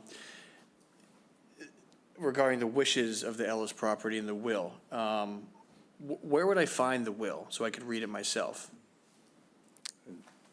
I think it's it been online? part of the packet. Packet yeah. tonight? Well, Well, it's not in tonight's packet. I think it The was. previous one. It's in a codicil to the will. Yeah. It's an addendum to the will. It's a simple paragraph. It's actually recited in Mr. Ford's letter of October 6th. I think the other important document too there is there's an older town meeting vote to accept it where it reiterated like almost verbatim Yes. the purposes Yes. of the gift to the town, because the town did vote to accept it at a town meeting as they're Yes. required to do. Does that answer your question, Brian? Yes, I have more. I think if you look at the meeting minutes of materials of October 7th, you might So I find. definitely need to read it myself. Yeah. But I guess I was under the impression that her wishes were that the property were for the benefit of children. Is that true? All she said was, I mean, I can shall read be it. used as an additional playground. Well, I assume additional to the school playground, or to any other playground in town. She doesn't, she's I not very. have it right here. Go if ahead, you want- Stuart. If you want me to read it. Yeah, I think it was in our earlier packet, an earlier meeting. And this is the codicil to the will. It's kind of blurry, so bear with me. I devise to the town of Chatham my land on Old Harbor Road in said Chatham, together with the buildings thereto, with the provision and upon the condition that the same shall be designated as the Augustus Marion Ellis Playground, and that no other buildings shall be placed on the said premises at my domain shall be placed or maintained thereupon. Here again, it's kind of blurry. It being the purpose in making this gift that said land shall be used as an additional playground and recreation area for the present site of the school located at the abutting property of the town. That's it. Okay. All right. I guess it's pretty clear she didn't want buildings. I guess my suggestion was I think it should be an orphanage, but, all right, thanks. Thank you. Any other comments from the public? I had a question. Oh, I'm sorry. I'm sorry. Who was next? Anybody online? Katie's coming to the podium, and then we'll go online. Thank you, Mr. Chairman. I just wanted to confirm that it is not in the historic business district. The HBDC ends at the property next door. So it would be subject to the Historical Commission. They would have to make a determination as to whether it is historically significant and then whether to impose up to an 18-month demolition delay. That's correct, yes. Okay. Thank you. Stuart, did you have something more? I just had I'm curious about the deed. It seems unusual to me that somebody wouldn't have a deed to a piece of property. Oh, she had a deed. Yeah. We don't, I haven't done a title search, so I can't Right. verify what Ms. Gibbs said, but to the extent that following her death, that the estate didn't draft a deed to the town and record it is not in any way an indication that the town doesn't have the property with her death, title technically vested with the town. And then when the town accepted the property through a town meeting vote, that was complete. Right, and, but we're not certain of that because we haven't done a title search. Well, I'm not certain that there's not that whether there's a deed. Right. I'm certain that we have title. Okay, but you're reasonably certain that you don't know if there's a deed. I don't know if there's a deed, Okay. but I'm not particularly concerned if there's not a Okay. deed. Again, it's helpful to sometimes have a deed because if we're transferring it out to a developer, Habitat or HAC or whoever it is, then it's helpful to have that, but this happens all the time. I don't know whether it happens all the time here, because I've looked a cursory review of other town properties, and we have deeds for them. I couldn't find one that we didn't have a deed for, except for this one. So, but I'm going to get to how we might fix that, and you can opine then. But Even if we didn't have a deed, we've certainly exercised open and notorious possession of this property for well over 20 years. Yeah, I'm not concerned, it's not, wouldn't be, But if it's not an adverse possession. when you do We would just quiet title if we had I to. realize you're not in the real estate department, I think, of your firm, but when you do a title search, don't you also look at the registry of probate records if there's an indication that someone has died? We would, and we'd look for a death certificate and those kinds of things. And if there's not a death certificate, we might have to then pay to get one. But even back in the 70s, there were death certificates, so we would have to essentially pay to get a new death certificate if we had to record the will, do those kinds of things. I'm not particularly. There's a death certificate, so you don't have to Right. do a search for that. Yeah, I'm not particularly concerned about the transferability of the property. Ryan, I'll give you a second comment. Yes, there is no will that we have, and you're supposed to have the last will and testament. When the town took it in 1971, November 2nd of 1971, it hadn't gotten out of probate. It didn't get out of probate until 1974. So it might have been retroactive, but what they accepted, it had not come out of probate yet. There was a lot of work to be done. I am concerned, and I don't believe a title search was ever done on this. And I also went to the Registry of Deeds, and most of them are in land court for the town of Chatham. And from 1968, when she drafted her codicil till the present day, there is not one. The only title for that property is Augustus Cyrenus Ellis, her husband, who died in 1957. The town never switched it from him to her. Our records never showed that. In 1957, she should have inherited it. And then when she died, then the town of Chatham should have been reflected there. The town of Chatham, on our assessor's card, said, we took it over on January 1 of 71. She didn't even die until March of that year.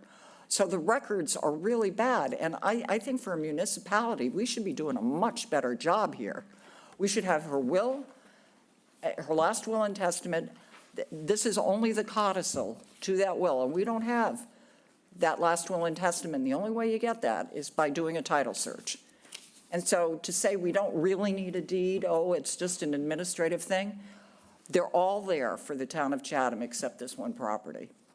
And so I'm disturbed that there are so many what-ifs and so many competing interests here, and we're ready to take this property that she believed she was giving to the school. I mean, back when she wrote this thing in 68, they didn't know the kind of terminology you would want to see today.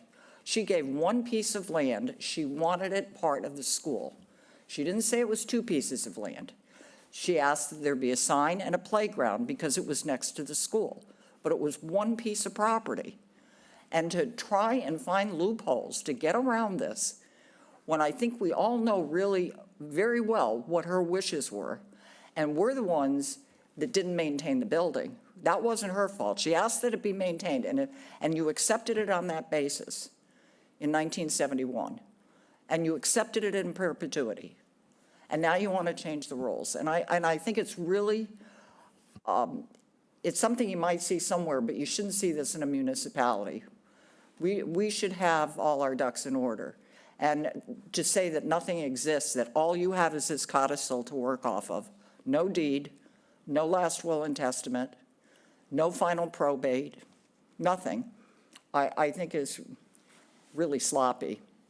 And I think we can do better. Thank you. Thank you, Elaine. Any other comments from the public?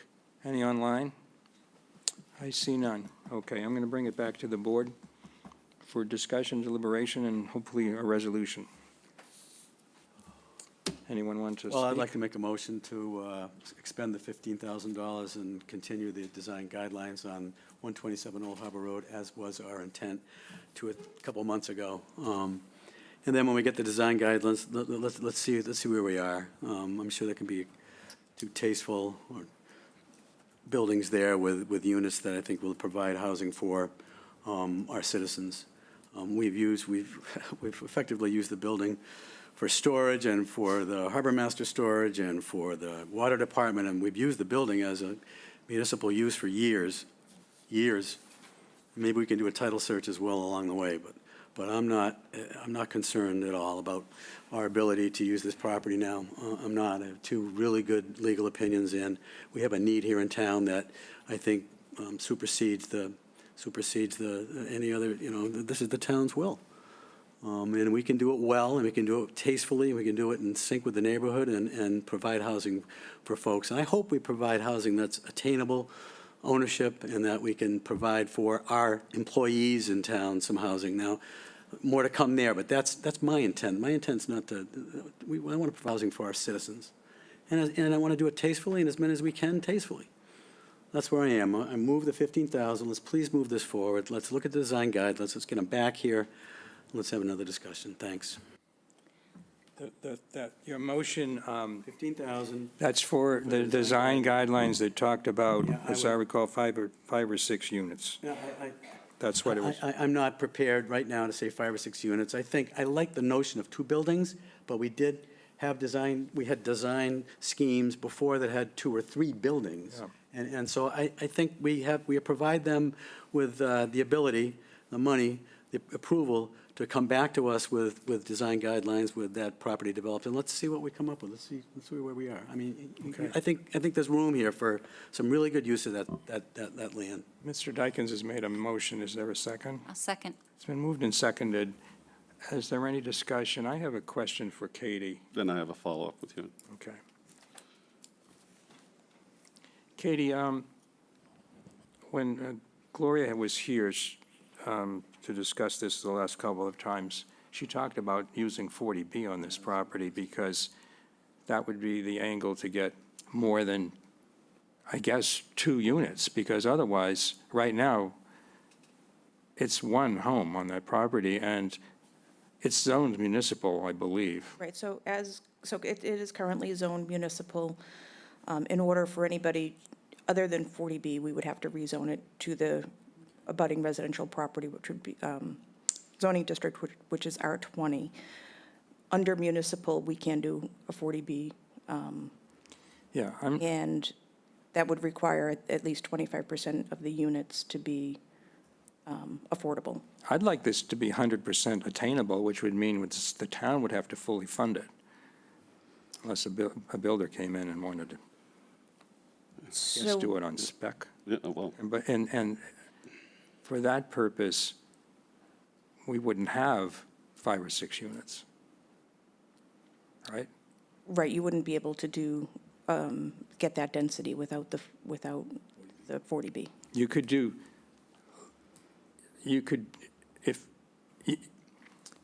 Without 40B, you could split it up into, I'm talking about the portion that's not the playground. Right. You could split it up into 2 lots of about 20,000 square feet apiece and put a single-family home, whether you use the existing structures and move them around or not. You could put an ADU on one of them. You could actually put an ADU on both. Both. You Right. could have up to 4 units. Right. Okay. I know Stuart wants to talk. I guess I would I'll wait for Stuart. Go ahead, you go first. Well, I don't want to jump the gun. No, I'm still wondering. I mean, I'm glad we're having the discussion because I think we're getting closer, because I personally believe that we need to adhere to the wishes of Ms. Ellis in her bequeath. I think it's very important. I think that there's going to be, I think there already is, significant disappointment if we're not going to honor gifts that are given to us. And I've heard about the 30 years, but I wasn't at the town meeting in 1971, but I don't think they said it expired in 30 years. And I think that revelation on a number of these housing projects it's disturbing to me, to the point where we need to fix that. When we create affordable or attainable housing, it should be for more than 30 years. We lost 7 homes on Lake Street because the CHOP housing because of that. So we don't want to fall into that same, we ought to learn from our mistakes. As far as Mr. Costello's legal opinion, I took a look at it, and I did watch the January 11th, 2022 meeting. And if you just give me a minute, I can read what I think is important, because I think we can get where we're generally talking about, but I think we're missing a step. And I'd be much more comfortable if we could solidify I don't know whether technicalities, solidify the transfer of this property, because I don't think it was completed. This is the last paragraph of a letter from Mr. Costello for your January 11th, 2022 meeting. And it says, upon deeper review of this matter, another legal issue not previously raised or discussed may also be relevant and could well render the above noted issues on the viability of the use restriction moot. Because I think he was kind of talking similar to what you were saying, Jay, but maybe not completely. The Ellis bequeath to the town and to town meeting subsequent acceptance thereof may have constituted a binding contractual agreement which created a public charitable trust, in which case the statutory provisions of blah, blah, blah, relating to the creation, duration, recording, and limitations on the enforceability or restrictions and conditions affecting land would have no application. See Dunphy versus the Commonwealth. I'm sure, Jay, you're familiar with that, from 1975. If such is, I think this is most important, if such is the case, then, notwithstanding any material changes in circumstance relative to the use and/or physical characteristics of the subject land and neighborhood, a it's a new term for me, complaint pursuant to GL 214, Section 10B, would have to be filed in the Superior Court by the Attorney General's office to obtain a judicial determination of the present permissible uses on the property and the town's authority to deviate therefrom due to impossibility or impracticality of fulfilling the original terms of the gift.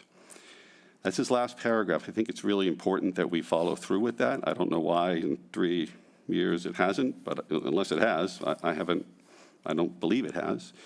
If you review the January 11th, 2022 tape of that meeting, Pat Costello, and I worked with Pat as harbor master. I thought he was a good attorney. He says, and I quote, "I would not ignore this." I mean, I don't know what else he could say. And it appears that either we forgot or ignored it. And what I'm suggesting is that we follow through with that exact recommendation to solidify some of these unknowns relative to the deed and the other, and doing a title search, of course. So that would be my suggestion and recommendation, and then we can, get to, once we get permission, we can get to how many units and 2 single-family homes, which it's very attractive to me. And as Gloria McPherson brought up earlier, and some others, now that we're a seasonal community, well, then we can attach the people who are going to be renting or owning that piece of property to people at the school system. And truly, we talk about helping people in this community, but, I'm telling you, I'm very suspect about that. I think when you look into the details, certainly that's our intent. Certainly, there's good-hearted people who want to do that, but I'm not sure we're actually accomplishing it. So that would be my suggestion, that we follow through with this recommendation. I would not ignore this. And then we can get to, moving forward on, I hope, some modest housing here. Thank you. Well, we're deliberating on the motion. I'm going to ask Jay, do you have any comment on what Mr. Costello said? I mean, I was present at that meeting, and I was throwing the kitchen sink at Costello and I greatly respect him, because I wanted to stop this. And he was unequivocal in his view that the restriction had expired in that discussion. What Stuart just read, and I haven't watched the meeting, I just know it was in my memory, that the topic of the Attorney General and CPRE, and that was something that I'm obviously conscious of, but I don't think that was a major part of the conversation that night. Well, all I'm telling you, I wasn't there. No, I know. I'm That's why I reading want to get this. And we paid him to give us this. Yeah, no. A recommendation. This doesn't relate to the 30 years. This is separate from the 30 years. No, I understand that. He's saying this would trump the 30 years. Was incomplete. Do you have any comment on what Stuart just read? Well, I'm not sure, because I was just looking to see if I had a record of it. I think he may have given a subsequent opinion after 2022. I may be wrong on that. I don't. There was a later opinion. I didn't see it as meeting the requirements of a public trust at all, because I didn't see a contract anywhere in there, or the mere fact that a town meeting, because you can't contract with town meeting.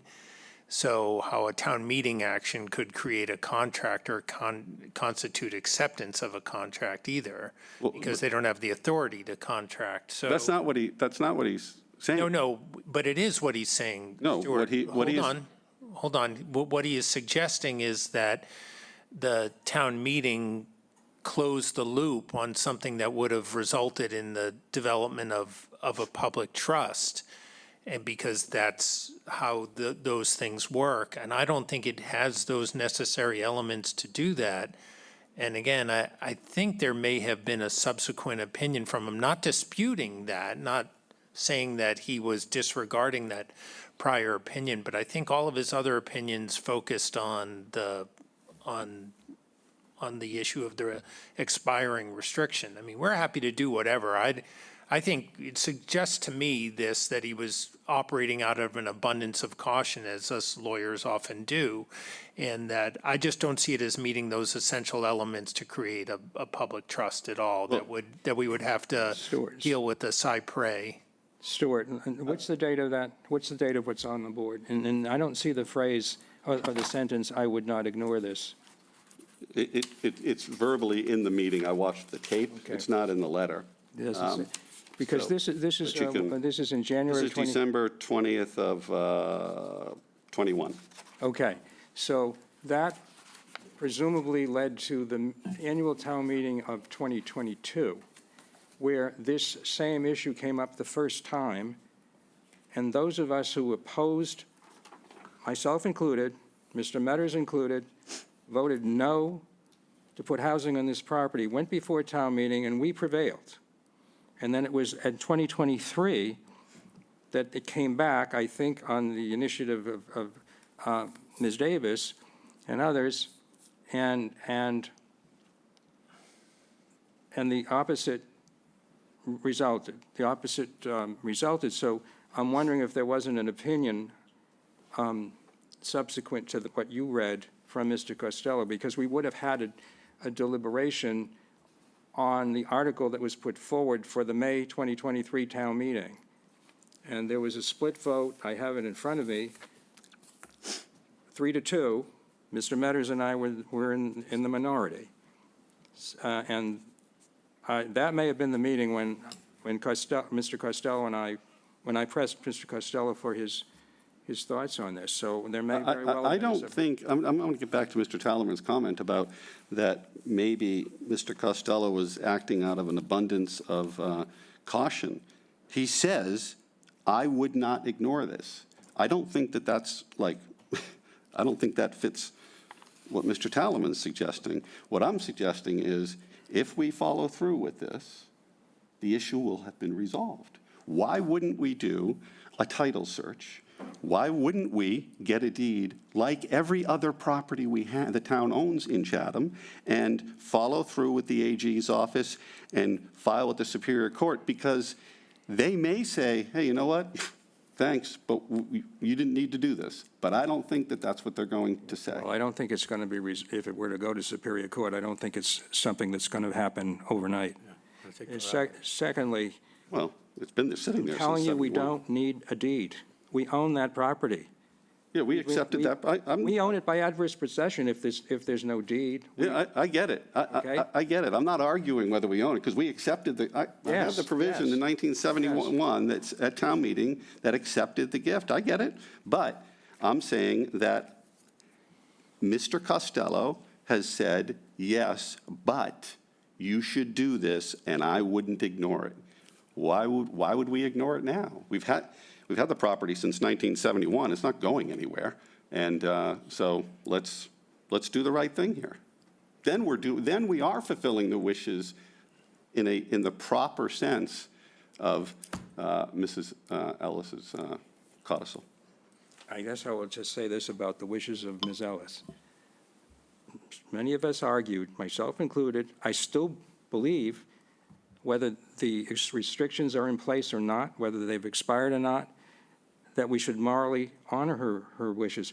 But that argument was made in 2023 at town meeting, and town meeting effectively dismissed that argument by saying, put housing on this property. Okay. Against my vote, I assume against Corey Metters' vote, and against the vote of a lot of other people, but we lost. Well, you lost that one, you won the one before, and in 1971, the town accepted this as a gift with these provisions. And I think we should do this the right way and not get ourselves all mixed up in some other, legal issue. Why not? There's no argument to why not do this. Okay, thank you, Stuart. Mr. Dykens Yeah, and Mr. Metters. except for time, Stuart, and we've been banding this about, but Costello would have come back to us. He had a subsequent opinion giving us an opinion that the restriction has expired after 30 years. If he felt so strongly about that, he would have reminded us that, hey, guys, you better go back and do this, otherwise I don't have faith in my opinion. He's that good an attorney. So I'm not, he would have said, guys, you're out of your league here, you got to go back and do this. And he didn't. He didn't. He did not. He did not remind us to do it. He didn't say to do it. I mean, He wrote a 3-page letter. I understand, but that was before he did his 30-year his 30-year expiration. No, he opined on this. I understand, but that was before he opined on the 30-year expiration. He did.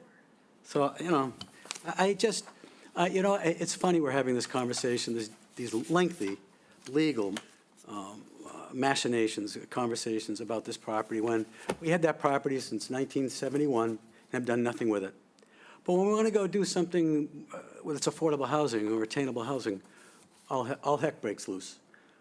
Where was everybody when it was the water department? Where was everybody when the harbor master's stuff was stored there? When we used it as storage? We weren't fulfilling her wishes. We weren't using the building. We let it go into disrepair.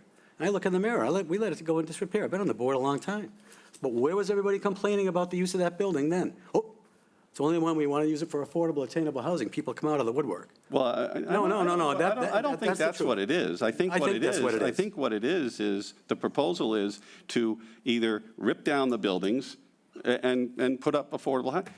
When those uses took place, whether it was the water department, whether it was the harbor master, whether it was the parks department, whether it was a litany of departments that used it, the reason there weren't the complaints that you heard was because we didn't change it. We kept it as Miss Ellis. We'll let it go in disrepair. That was change. Hey, listen, it wasn't me that didn't turn the water off. used wanna it. get Used Do you it want as to a get harbor into, master. do you want to get into Excuse that me. discussion? Can Because we you'll have- lose. Please.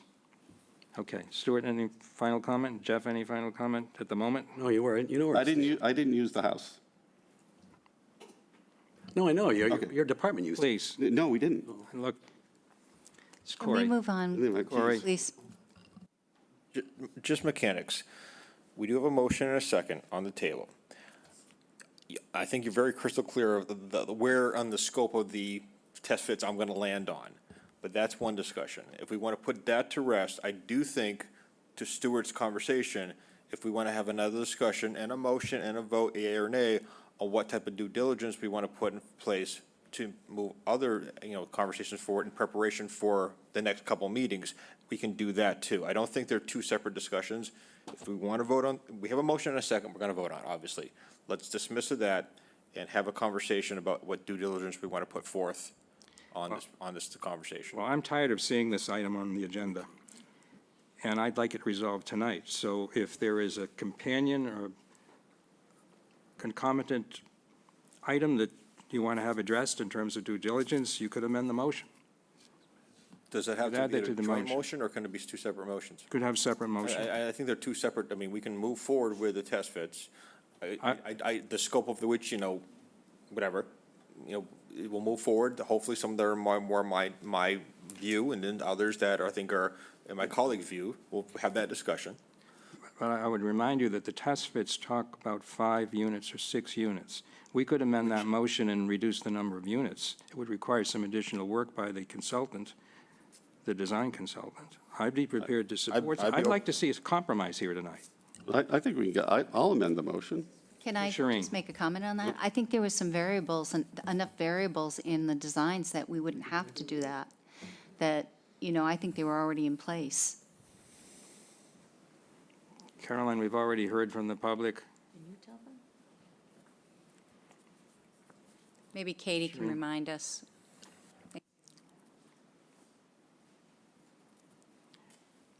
Were the number of units based at 5, or did they go below I that? thought it was the number of buildings, and I think, Well, there were 2 or 3 structures, right. but And it was scenario 1, if I recall. I went back and looked today. It was scenario 1. And I believe so it would be, if we use the existing dwelling, it appears that it would be 4 additional units within 3 buildings, based on scenario 1. So Katie, what I'm trying to spell out in my position is, I'm looking at, maybe not units, I'm looking at the existing mass on that structure, the house, the barn, whatever, allowing for a little bit of growth for, modernizing, the needs of a facility. I guess that is kind of an undetermined number. That could be 1 unit, it could be 2 units, it could be 3. It certainly could, Okay. depending, right. I guess I'm not saying a hard number, I'm looking at the mass, is what I'm looking at. why don't we amend the motion to limit the number of structures to 2? I'd like to make the motion. That's an amendment to Mr. Dyken's motion. Amendment to the Is there motion. a second to that amendment? I'll second that, yeah. Okay. I just want to But- say, when we do the RFP, we'd be able to amend that design. So if we Yes. go forth with the design concepts and iron it out during the design phase, the RFP, we can look at an RFP and look at it and say, well, you know what? We see that there's 3 units here, we'd want to reduce it to 2. But I think, we've thrown out the ADU idea. I would like to argue, maybe the ADU isn't the way to go, but maybe it's condos, 2 condos together. So I think that that's what we should be looking at this point. Well, my only comment on that is that this is supposed to be an instruction to our staff and to the consultant to prepare some guidelines that are going to go into the RFP. So But it's coming back, it would be coming back to us anyway for discussion, wouldn't it, Dean? And that's. I should hope so, yeah. Yeah, so that then it would go for an RFP. So if we didn't particularly care for we fine tuning the direction is what Okay. I'm saying. Okay. I mean, I don't want to split hairs here, but I don't want to restrict this so much that we wouldn't be able to get an opportunity if we had some time outside of what's going on tonight to really talk about it. So you're not in favor of the amendment? I'm in Yes. favor of moving forward with the way that we were going earlier.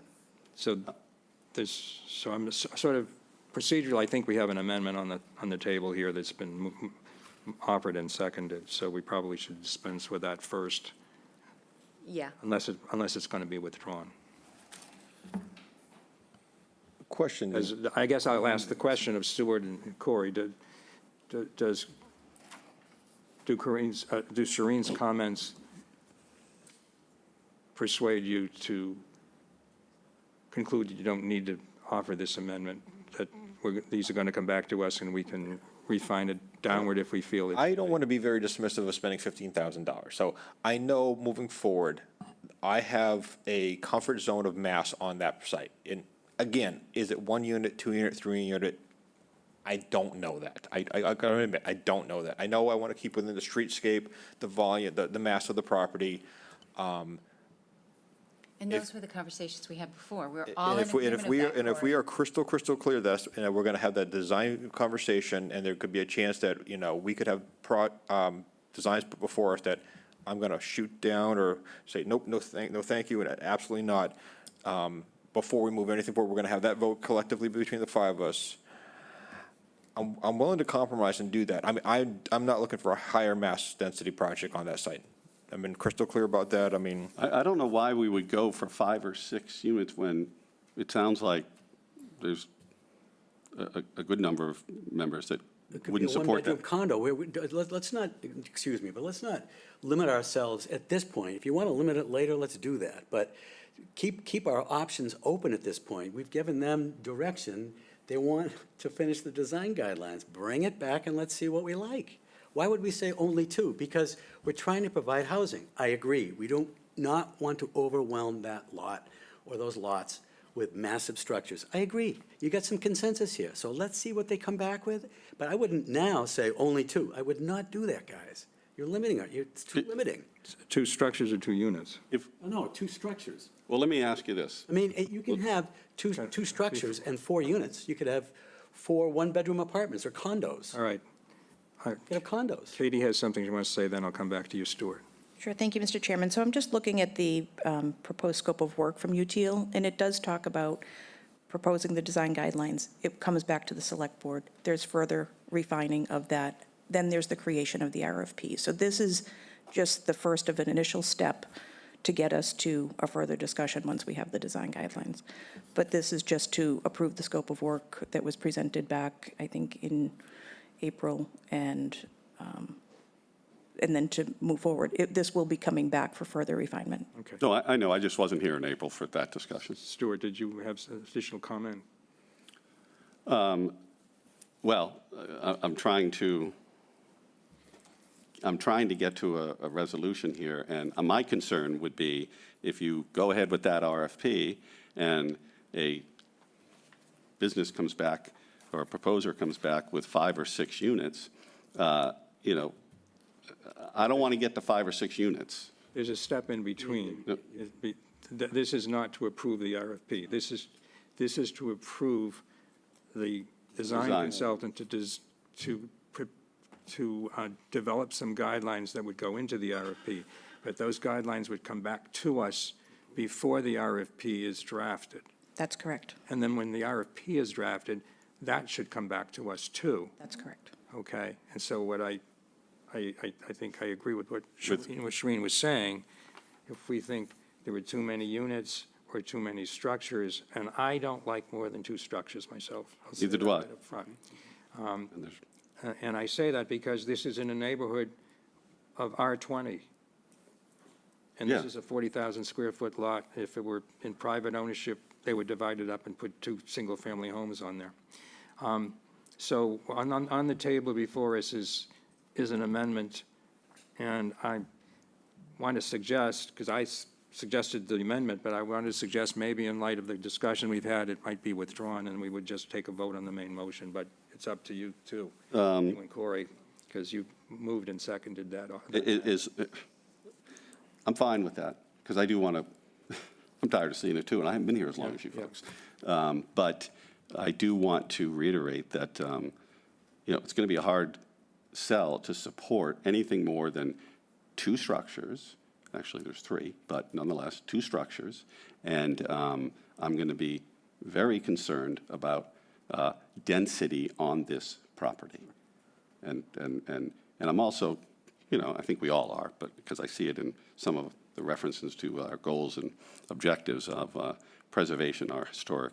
So preserving that building, I don't believe I don't think that's unattainable. I think that's plausible. And that's an option we talked about putting into the RFP. So when you said you're fine with this, are you fine with withdrawing your amendment? I'll withdraw the amendment. I'll withdraw my second. Okay, Yep. so we're back to the main motion, which is offered by Mr. Dykens, to approve the design guidelines. The expenditure of $15,000 to proceed with the design guidelines. Guidelines, okay. No further discussion? I'm going to call the vote. Ms. Davis? Aye. Mr. Dykens? Aye. Mr. Metters? Aye. Mr. Smith? Aye. And the chair votes aye. I have one follow-up. Yes. On this title search and going through the Attorney General's office and determining whether we need to go to Superior Court, basically following Mr. Costello's suggestions, just to resolve this issue one way or the other. I think really, at the end of the day, you're probably going to want a deed anyway, since you have deeds to every other piece of property we have. Okay. I can make a motion if you like. Before you do, I assume you would. Could I just ask, Jay, do you have any comment on that? Because we're about to have a motion to communicate with the Attorney General on this. Well, Well, might I suggest that before we communicate with the Attorney General, that if you want to take a look at that, and I just looked at the Dunphy case, which I don't think is applicable at all, but I think rather than go to that level, that we do the research on the Dunphy case and whether or not, and return a memo to you.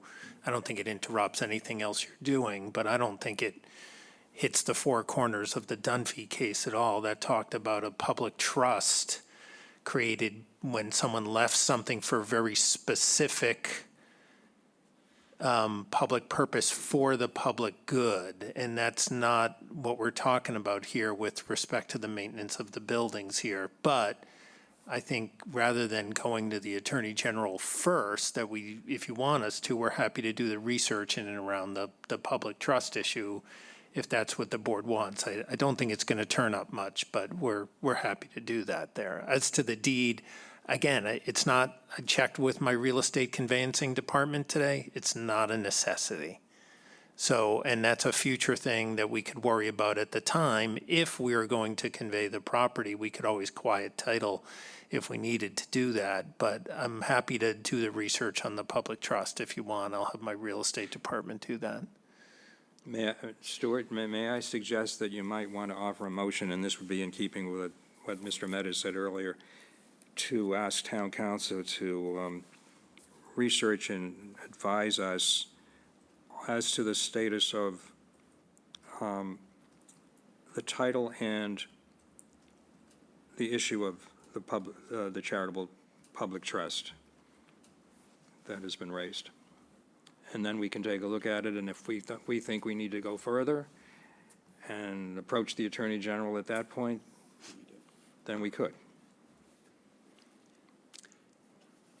well, I mean, that's just a suggestion I offer to you, but you can offer whatever motion you want. I know, having been in the Attorney General's office myself, it'll be there forever. well, I don't want to keep repeating myself, Yeah. but it was suggested, it wasn't done. He says I wouldn't ignore this. You have a deed for every other piece of property you have. What is the resistance? Is the resistance that we may not find what we like? I don't know what the resistance is. If I may, I think you're conflating 2 issues, though. The deed has nothing to do with the issue that Pat said not to ignore.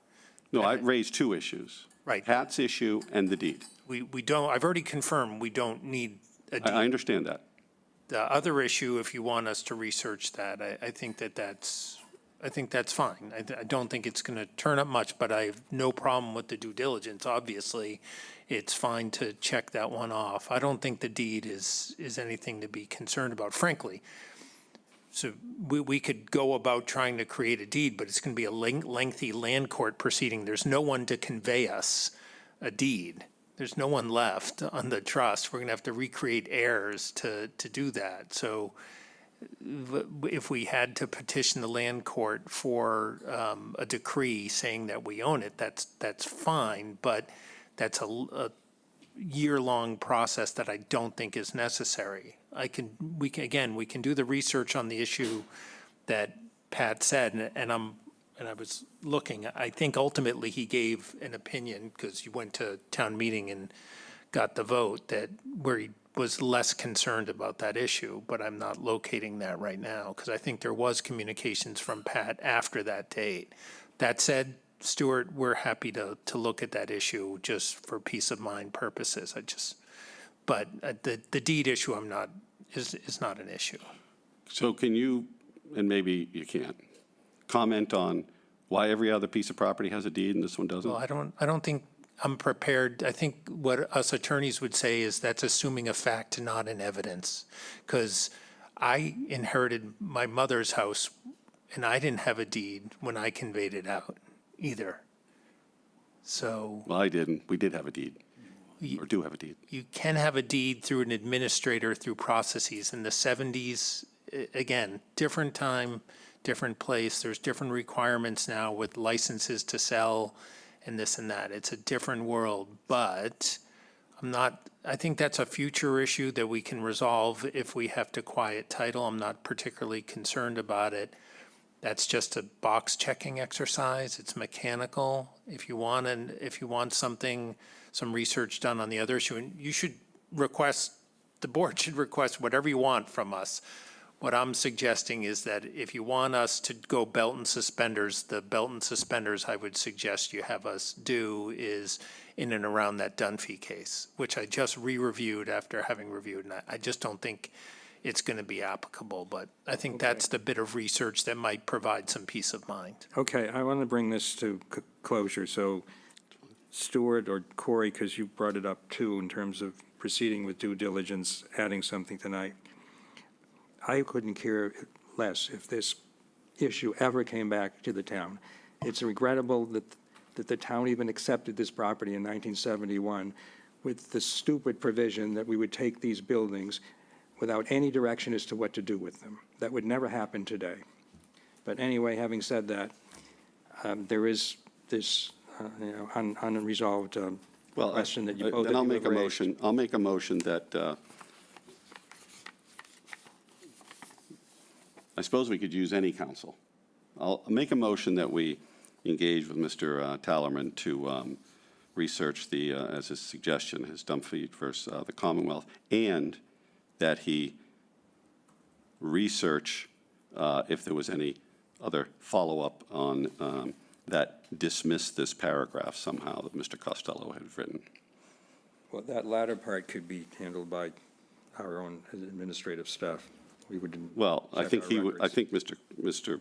Tallerman would have to come, part of his research would be determining whether Mr. Costello's suggestion here has merit or not.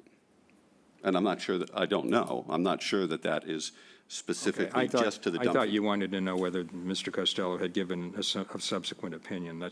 Well, Mr. Tallerman brought that up, and that's fine with me, but I'd like to know whether this still has valid and these concerns, and whether we should follow through with this suggestion. That's probably related to the Dunphy Commonwealth case. That's fine. Okay, that's a motion. Is there a second? I'll second that. Okay. So the motion is to task town council with advising us about the Dunphy case on the issue of charitable trust, public charitable trust, and to advise as to his opinion on Mr. Costello's comments concerning procedure with the process with the Attorney General and/or the Superior Court. Yes. That is a fair summary of the motion? Yep. Thank you. Okay. Jay, before we take a vote on this, it's been moved and seconded. Do you have any comment on that? No, Enlighten us. we're happy to do the research. Okay. All right. I'll call for a vote. Ms. Davis? No. Mr. Dykens? No. Mr. Metters? Aye. Mr. Smith? Aye. Chair votes no. It's defeated. Okay.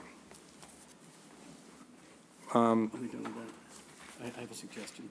I'm sorry, Mr. Mr. Dykens? I would like to suggest to take item F out of order. We have two folks here from the Golf Advisory Committee, and this will be fairly circumspect and very quick, I believe. They've been sitting here all night, so I just would like to get that taken care of, if you might. Okay. We'll do that. So E and F, no, F. Just the Golf Advisory. Okay, so we'll do that. This is item 7F. Consider recommendation of the Golf Advisory Committee for an increase to golf rates. Amy Howell. Is she going to make this presentation? So Amy's not present, but we have Bruce Bogardus, And as well as Jason, our golf management, Okay, welcome. Johnson Golf. Who wants to go first? Bruce, do you want to present this? No, actually, the Golf Advisory Committee fully supports the increase in the golf rates for the Seaside Chatham Links. It's been a couple of years, and we're still very proud that Seaside Links is the lowest rated, lowest cost 9-hole course on the Cape. And Johnson Golf is doing an excellent job, and we believe that it would be appropriate to support an increase in the rates, not just for the daily rates, but also for membership rates. Okay. Jay, do you want to offer any comment on this? Yes, this is, we are on our third contract with the town of Chatham. I'm happy to be here tonight, and thank you. So we are looking basically for our third increase since we took over the property. It's been a little over 10 years since Johnson Golf has managed that property. It's been a lot of great work done with the golf committee as well as the town in getting, I think when we first took over, there was 4 artificial tee boxes. We now currently have all grass on all tee boxes. There's been renovations done recently to the pump house. There's been additional tees added or enlarged. We just recently added material bins out near the maintenance building to help contamination with, cart path material, sand traps, as well as divot mix for the course to make it a little bit neater, a little more presentable as people are going by the maintenance building. We are also about to enlarge the third tee as well. And we, some of the projects we've done over the years have been approved by the town and paid for by the town. Other projects have been out of pocket with Johnson Golf. And it's been a great relationship. We're happy to continue making improvements, providing an affordable recreational activity for the season pass, holders as well as the residents, as well as non-residents and tourists and, visitors when they come to Chatham. So we're proud of what we're doing over there. It's a great atmosphere, a great family-friendly atmosphere. The rate increases that we presenting to the town are, I would consider somewhat minimal. I mean, we're going from $22 for 9 holes to $25, and from 18 holes, we'll go from 34 to 37, so it's only a $3 increase. And then also with the membership rates, there's provisions in the contract that every 10% you go up, it increases the payment to the town each year. So we didn't do 11%, we didn't do 12%, we didn't do 13%. We went straight with the 10%, which maximizes the amount of money the town gets on this current proposed increase, as well as capping out what the effects will be to the daily fee players as well as the season pass holders. So. Thank you very much for that very detailed summary, and I know the board, and I think the town at large very much appreciates the work that Johnson is doing with our golf course. It really is in fine shape, and it gets better every day. The increases are recited in the memo to the staff, and I think everybody on the board is aware of them. So I guess I'll ask Mr. Dykens if he wants to make a motion. I would like to move approval of the new rates being suggested by the Golf Advisory Committee brief comment. Johnson Golf's doing a great job. The golf course is gorgeous. Wise expenditures of funds. You do it with an eye towards expenses as well. And the reason why these rates are not increasing very much at all is that you guys really understand the use of a buck. And you do it really very, very well. The course is gorgeous. You've done a great job. And the Golf Advisory Committee, under Bruce's leadership, has done a great job as well. Very, very, very strong committee. So I move approval. Is there a second? I'll second. Okay, moved and Got seconded. comment? Yes, Corey. You got to recognize, you guys have done a really great job with the golf course. It's a 9-hole gem for the community. I think the fees are fair, but one thing is, with having kids and having the junior membership category out there allows the younger kids to get out there. I mean, a junior membership resident fee is $110, so a 15, 16, 17-year-old kid can easily make, work a little bit, make some money, and for $110 can play golf on that course and learn the game, enjoy the activities, socialize the whole 9 yards. It's a great offering that this course has, and it's accessible. I do miss the lines, the waiting list, the tee time things. It took me a while to get used to that, but all in all, I think it's a well-run course. Thank you. All right. Call the roll. Ms. Davis? Aye. Mr. Dykens? Aye. Mr. Metters? Aye. Mr. Smith? Aye. Chair votes aye. Thank you.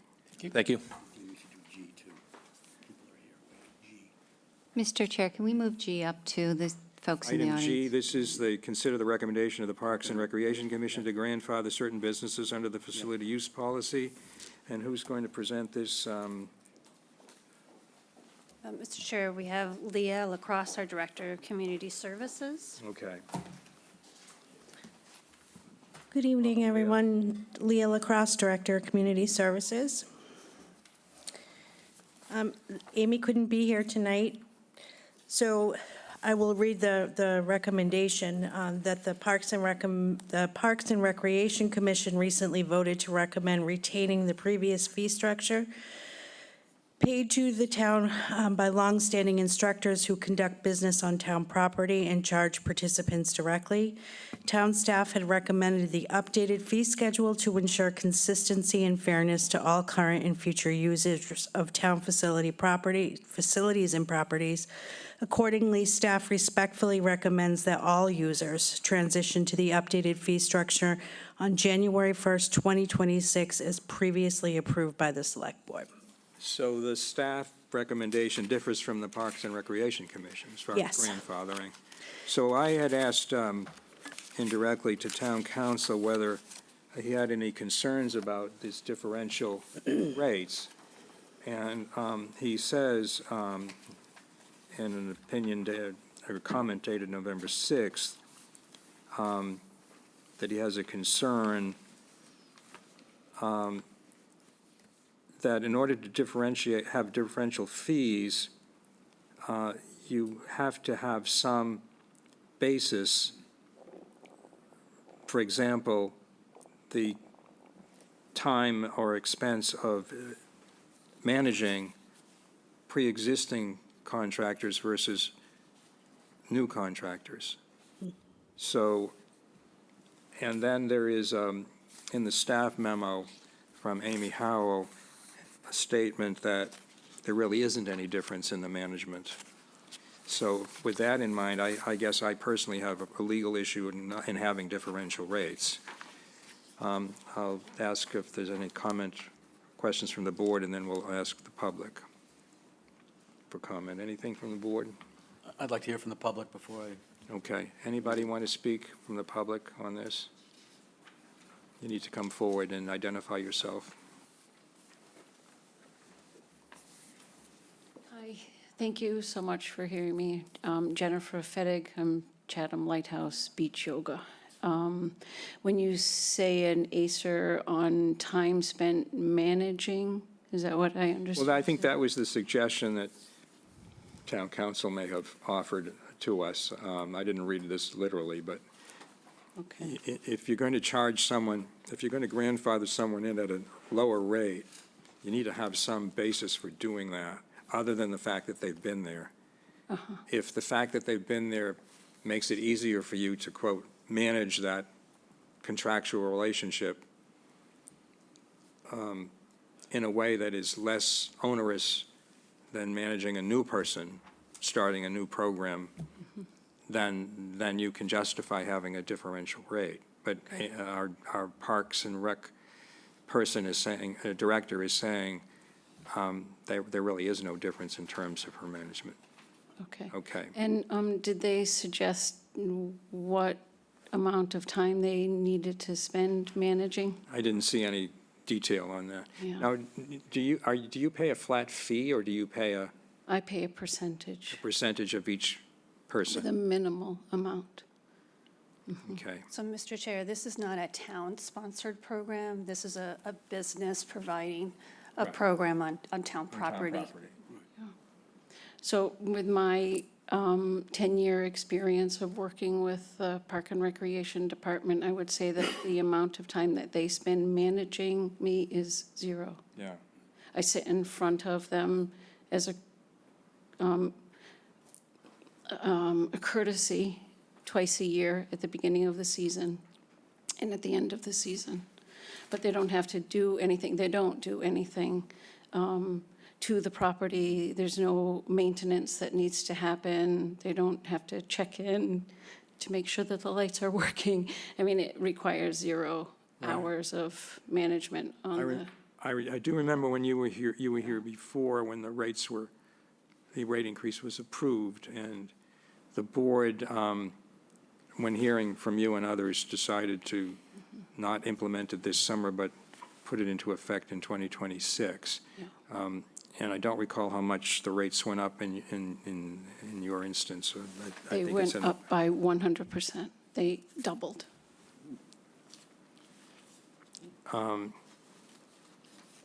Are you able to recoup all or a portion of that by increasing your Only fees? by increasing my expense in advertising or, I mean, it's a 20-year tradition. No, but I in town. assume you charge per participant, right? I do.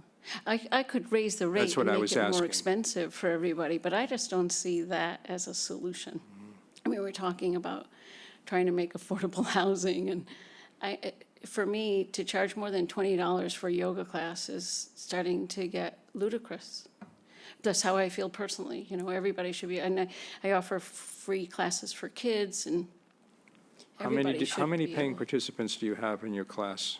I would say an average 30.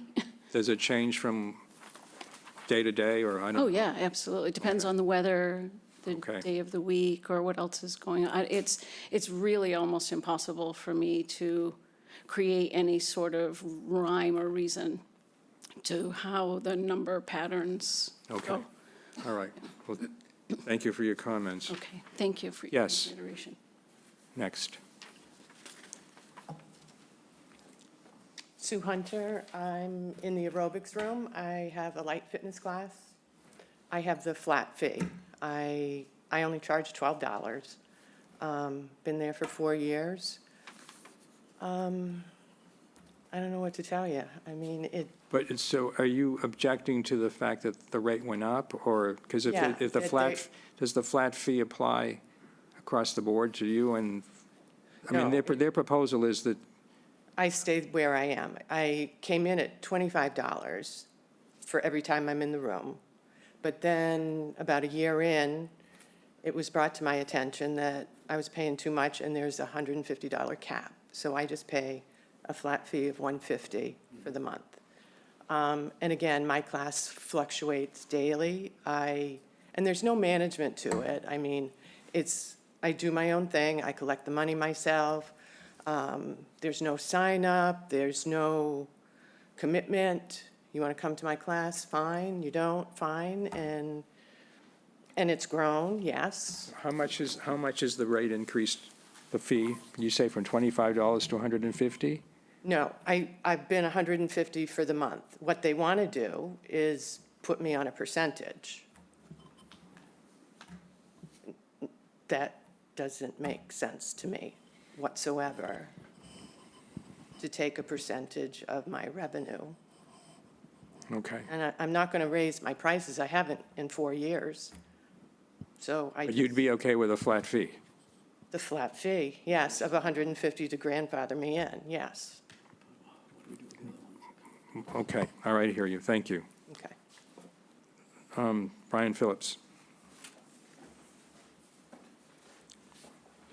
All right, Brian Phillips, 374 Orleans Road. The people that run these exercise classes do a great service to this community. I mean, $20 for a yoga class is a good deal, and you kind of want to make these classes available to everybody. $12 for an exercise class, great deal. So they're providing a big, service for this community. And I think it's offensive that the Park and Recs Commission would raise the rates like that. I mean, so what, the extra money's going to the town, in making the classes more expensive? I think this really needs to be reconsidered, this raise, this rate change, because you're going to be affecting local businesses and the people of this community to, I don't know where the money's going, because I don't understand a lot of the ways we spend money in this town. But I think this seriously needs to be reconsidered, because it's, it's the local people and local businesses that are affected. And I don't think we're hurting that much for money to where we need to raise rates in this town. I mean, what are we worth? 12 billion now or something? Thanks. Thank you.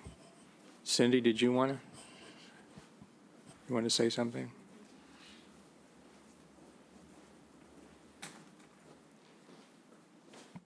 Hi, my name is Gretchen Sloan, 57 Sulphur Springs Road, and I actually have had the privilege of taking this exercise class for a number of years since I moved here full-time. I just wanted to make a comment. A lot of the members in our class, most of us are seniors, but the class is affordable. A lot of people cannot afford some of the other venues out there, like Chatham Works, that are very expensive. There is no commitment, so people voluntarily attend or not at will, where you don't have to attend so many sessions, or you're paying for sessions that you don't actually go to. So I think this has been a great service to women locally in the community, and men are welcome too, but it's really helped me to become more acclimated with the town, develop friendships, learn what the community center has to offer, and like Susan said, the number of people that attend fluctuate class to class.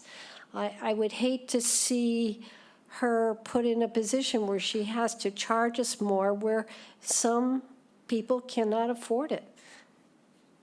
And I just want to really thank the Parks and Recreation for supporting these kinds of classes. It is a beautiful service that is offered that we get to partake to in the community. Okay, thank you. Any other comments from the public? Shereen? I think this 20% of revenue, I don't know where the justification of that sort of fee structure comes in. I'm kind of concerned that it wasn't, everything else is a flat rate to be able to take and use the rooms. And maybe these are activities that are more regular, which, I just feel like, I can see where we can't grandfather. There would be a total conflict of, to be able to do that. But I'd like to find out, this seems like it's kind of like a bit, maybe not onerous, because they're making money, we're making money, but still, having 100% rate raise is, I think it's a little too much. And we talk about, and let me just, we've done this, we've talked about this with the trash collectors in town and stuff. We talk about a sustainable community, and we talk about how sometimes we have to offset some of the costs to the town in order to create these kind of vibrant ideas of community. And this might be one of those cases. I remanded back to staff to come up with a scenario that might be a little more equitable with that idea in mind. Yeah, I agree with you.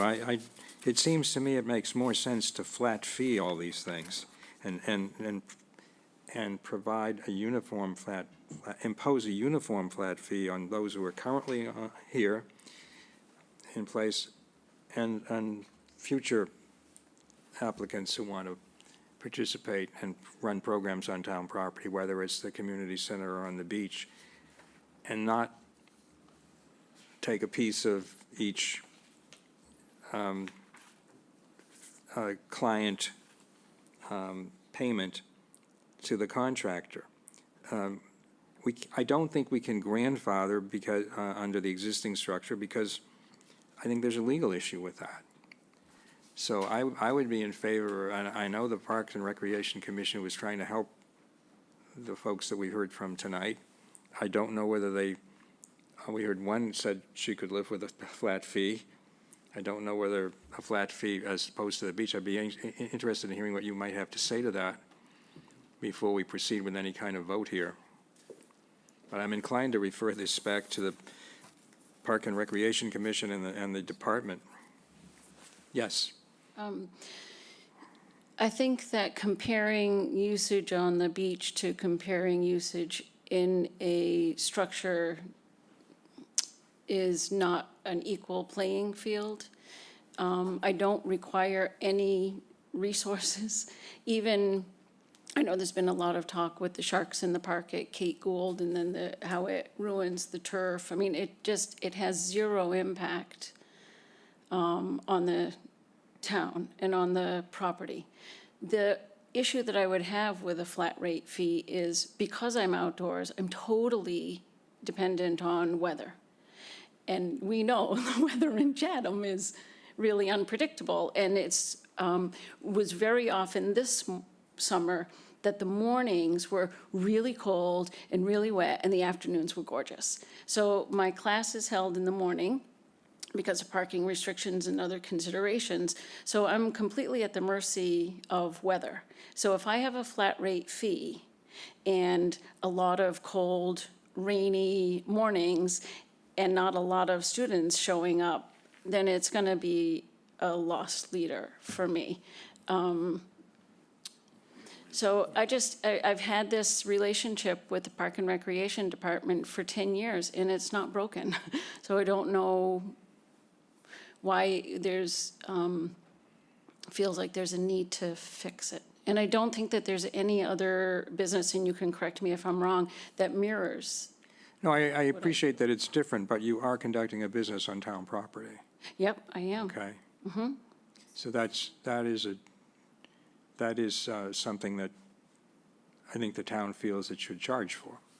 Oh, absolutely, they're charging. I'm paying for that, no Okay. doubt. All right, thank you. Okay. Mr. Chair? Leah, and then we'll hear from Leah first, and then Corey. Thank you, Mr. Chair. I just want to note that, of course, we understand everything that these businesses are saying tonight, but that was exactly why we came up with a percentage, because then if it rains 10 days in a row and you don't have any participants, it wouldn't affect as where a flat rate would. I want it to be known that there was a committee that looked at these usage of town property, that we looked at every other municipality on the Cape and what they're charging. And while it seems like going from 10% to 20% is a lot, and I understand that it is, but I think that's more a reflection of the fact that the rates hadn't changed in years. And we're trying to get them more in line with what every other municipality is offering. So we did look at every other town, and that was how we came up with these rates. I don't know, Kathy, if you wanted to add to that at all, but Kathy was part of the committee that we looked at this. So I just wanted to clarify that. Thank you. We did take into consideration the license that was granted to Wicked Wavy as well, which was based on a 20% revenue from, that was what was part of their license. The other part of this was the need for a license, where where the board had required Wicked Wavy to obtain a license to operate a private business on public property with a percentage of their profit as payment for the license, but we weren't requiring other private businesses operating on town property to have such a license.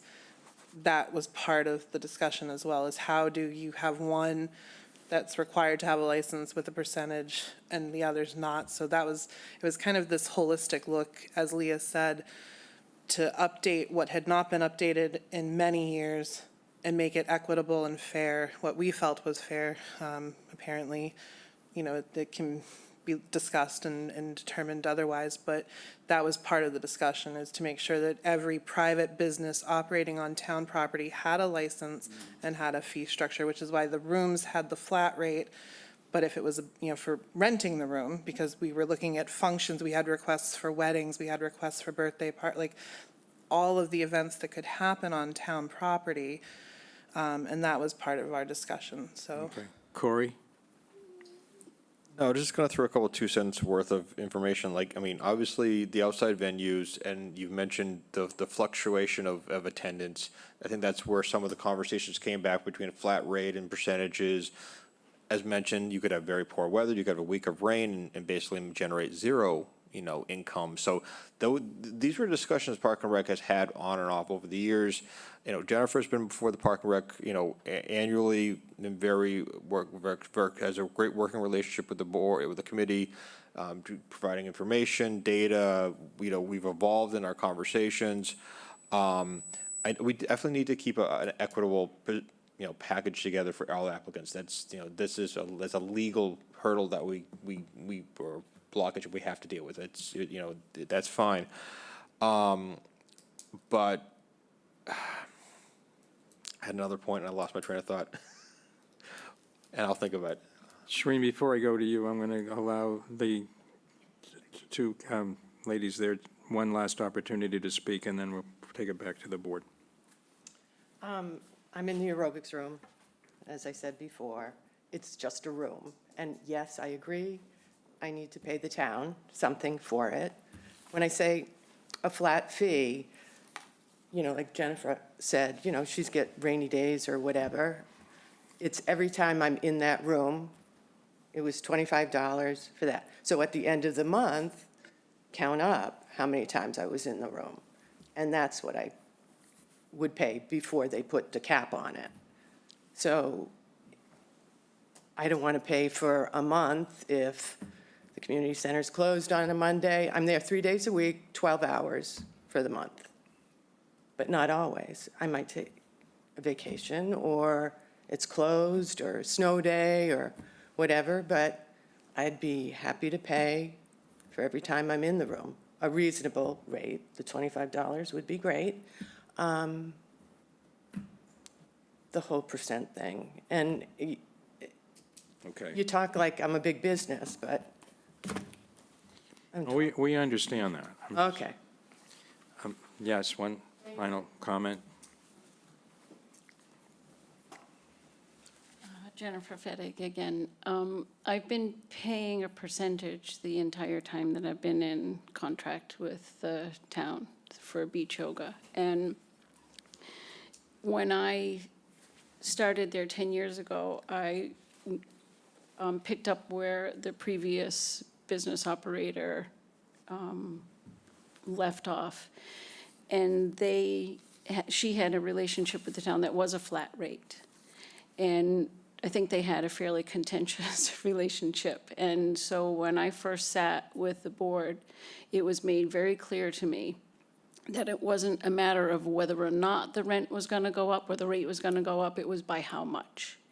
And so we worked really diligently, talking and came up with what seemed to be a fair and equitable rate. And I do report back with data and information. I just would say that this 100% increase, the amount of money that equals and the impact that it would have on the budget of the town of Chatham is absolutely negligent, but the amount of impact that it would have on the Fettig household is really impactful. We talk about how affordable or unaffordable Cape Tucket is becoming. I'm a native, my husband is a native, and we're really trying to just stay home. I'm on that beach every single morning without fail, 7 days a week, 86 days, whether it's raining or not, I show up. I'm committed to that business. And to have to pay the town double for my commitment to my business just doesn't really sit right with me. So I would ask you to consider that. Okay, thank you. Thank you. Shereen? So it sounds to me like we have two different issues here with these two different styles of businesses, and then we have the equitable piece to this. But one thing that I just wanted to note is, we've got charter boat businesses using our town landings, and what kind of fees do they pay to use town landings? Seriously, what is the fee for a charter boat to apply and get permission to use a town landing? We're not asking for a percentage No, of we their aren't. catch No, we aren't. No, we or a aren't. percentage of their rates, Or every time they tie up. or every time they tie up. I'm just wondering I think we charge them they come before us and they get a permit. Stuart, do you know the answer to remember, that Stuart? question? For town landings. It's a flat rate. When they get They're different for the when they fish- get the permit, they pay Yeah, it. That's yeah. it. Yes, Yeah. yeah. And it's different for the fish pier than the town landings, but they're reasonably familiar. I'm thinking the beach yoga might have a different parameter than the usage of the commercial buildings. Yeah. That we need to look at, maybe a little different. I'm not prepared to vote on anything tonight. I'm still totally confused by Well, the fees. We're approaching the end of the year. They want these, the Parks Department wanted these in effect January 1. Obviously, that's not going to affect the beach yoga immediately, but It may if she's making business plans for, that's true. advertising That's and true. whatnot for that's true. for the coming season. Maybe we refer this, that we refer this back to the Parks and Recreation Commission and the department for reconsideration as to the rate structure. Well, if I might, Yes. they tripped it to us for us to make the decision, and I think the conflict is, I think folks are uncomfortable with the doubling of the percentage of revenue. I think that's tough for some very small businesses. And the point that's made that we do want to support these small businesses that have been longstanding here. So, I mean, I would remand it back to the Park and Rec, but asking them to please review the percentage increase for certain businesses and for all businesses, because I think that's the onerous piece of this, or the most onerous piece of this, especially for those folks that really don't impact our facilities in the town. You go, beach yoga doesn't, yes, you're taking a parking spot and you're using a little beach, but you're not really impacting, Right. the town very much. So anyway, I would ask the Park and Rec to take a look at the percentage increases. I think that's where a lot of the cold sore is, the canker is here, I think. And I would ask them to do that. I don't have the right answer. I think if we say, look, we have new regs, we have new rates that we all agreed upon, and so shall it be. Well, that's not reality. It No, affects different all businesses in I'm different saying ways. is I think you have to charge the same rates for new people as you do for existing people. Yeah, no, That's all I'm I saying. agree. I think we need to revisit the rate structure. Corey? Well, is it more appropriate to send it back to Park and Rec or? Staff. No, back to us, because we approved the rate increases. I know we did. And then we paused for some of the, the longer standing vendors, entities that are served. So do we just Well, bring back the entire package to this board and be like, okay, how do we figure out how to do this equitable across the board so that all categories balance? I would be more inclined to refer it back to them because this is their area of expertise. This is their, They meet once a Jurisdiction. month. They meet once a month. but we don't know more than they do about how these programs are administered and where they are. I mean, do we really want to get into that? Do we really have the opportunity? I know we meet weekly, but isn't it something that they should opine on and get back to us with the understanding that we want them to take a harder look at this? I don't know how anyone else feels. That's my instinctive reaction to your suggestion. Stuart? Do we have the survey that was done by the staff for other communities? Was it just similar, or? I have it in hard copy. I don't have it electronically, but we did look at the Cape as a whole and what was done in People- terms of licenses and rates, so. Because we chatted about this, not this specific issue, but in June when the town came forward proposing rate increases for the transfer station, and we didn't approve them. But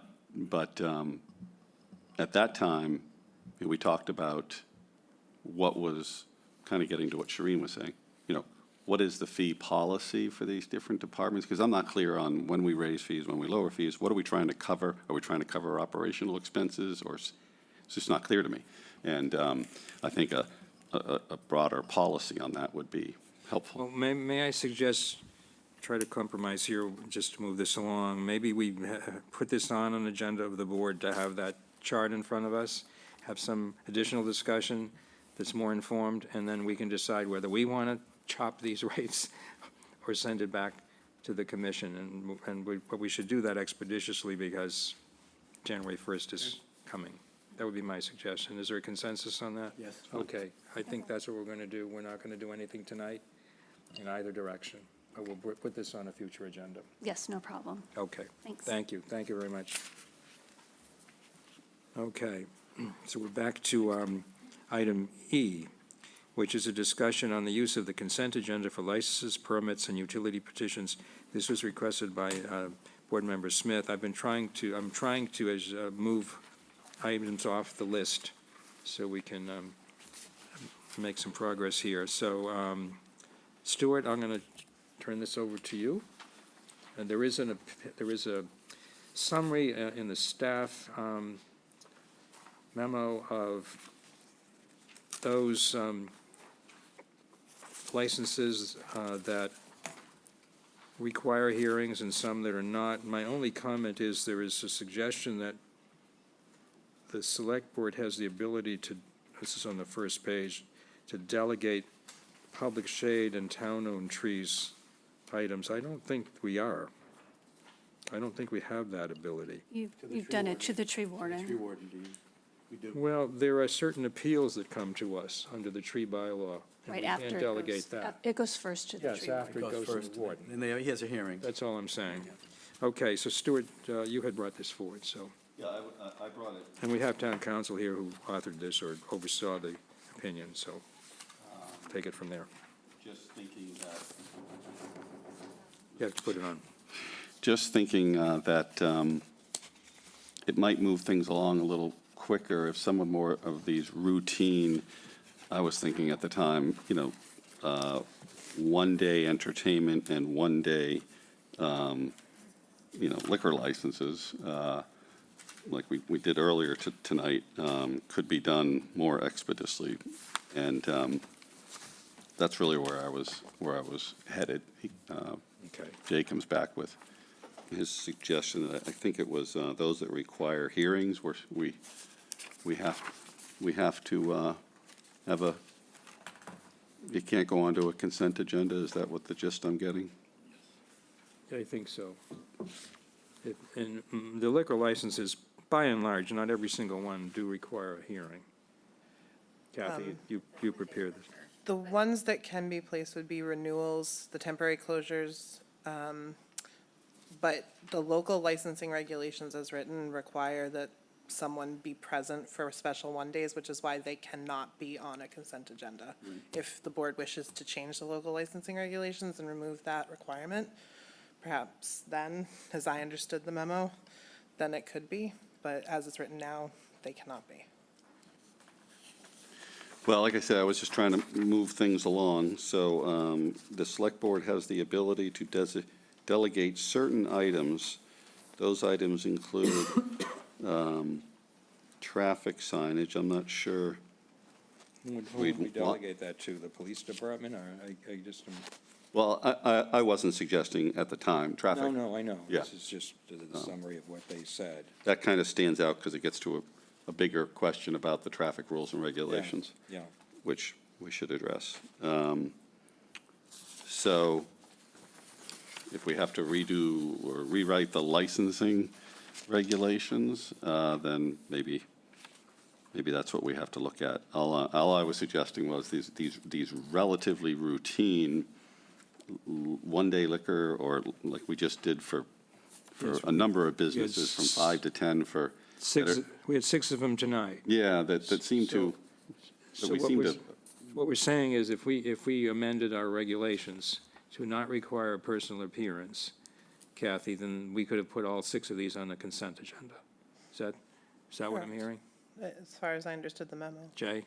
Yeah, for that specific license, Yeah. we found it to be purely local Yeah. in character. Of course, nothing requires that you do if you feel one that is problematic, just like in town, where town meetings pull things out of consent, you could always say, well, this one could be controversial, let's pull it out. I think the rationale for, this went into place before you got on the board, but I think our rationale for it was twofold. Liquor was involved, and particularly on these holiday events, and there have been, in some instances, people walking into the street with a glass of alcoholic beverage. And the other was to give the sponsor an opportunity to sort of get some free publicity for their event, and that was the thinking behind it. But, I mean, I don't feel strongly in either direction on this, but I understand I especially understand as chair, you're interested in wanting to move the meeting along. Well, not that I don't like meeting with you folks, No, but that's I fine. think there's a number of No, I more agree. important Yeah, issues. yeah. If Sure. time is a constraint for once a week, then maybe we need to Sure. tighten up on. Corey, then Shereen. All right. On changing the regulations for the alcohol, you're not going to get my vote on that one. I do think that has helped out tremendously, putting a specific person with a business, understanding what we expect from them. There's a level of responsibility that they have. They've been identified. I think it helps. I think it helps the process. Okay. I think there's feelings pro and con about these events that we hold in the town. I think the adding of a person being, visible either on Teams or in person when they ask for these licenses has been a benefit to the process. So you're not going to get me to vote against that or change that. Trust me, I've been on this board a long time. I was on the planning board for a long time. Long meetings are not my preference. But I gotta say this, 99% of the time, some of these benign items are exactly that. But we've had those situations where, like, we've had someone who has a significant issue with NSTAR coming in and doing this project. We had it a couple months ago. People are hesitant to come to the select board meetings. They don't know how to talk, when to talk, the right protocol sometimes. A consent agenda, I am thrilled with the concept of trying to make a meeting shorter. It kind of puts another hurdle into letting the citizens who may have a significant issue come forth and be able to communicate with us.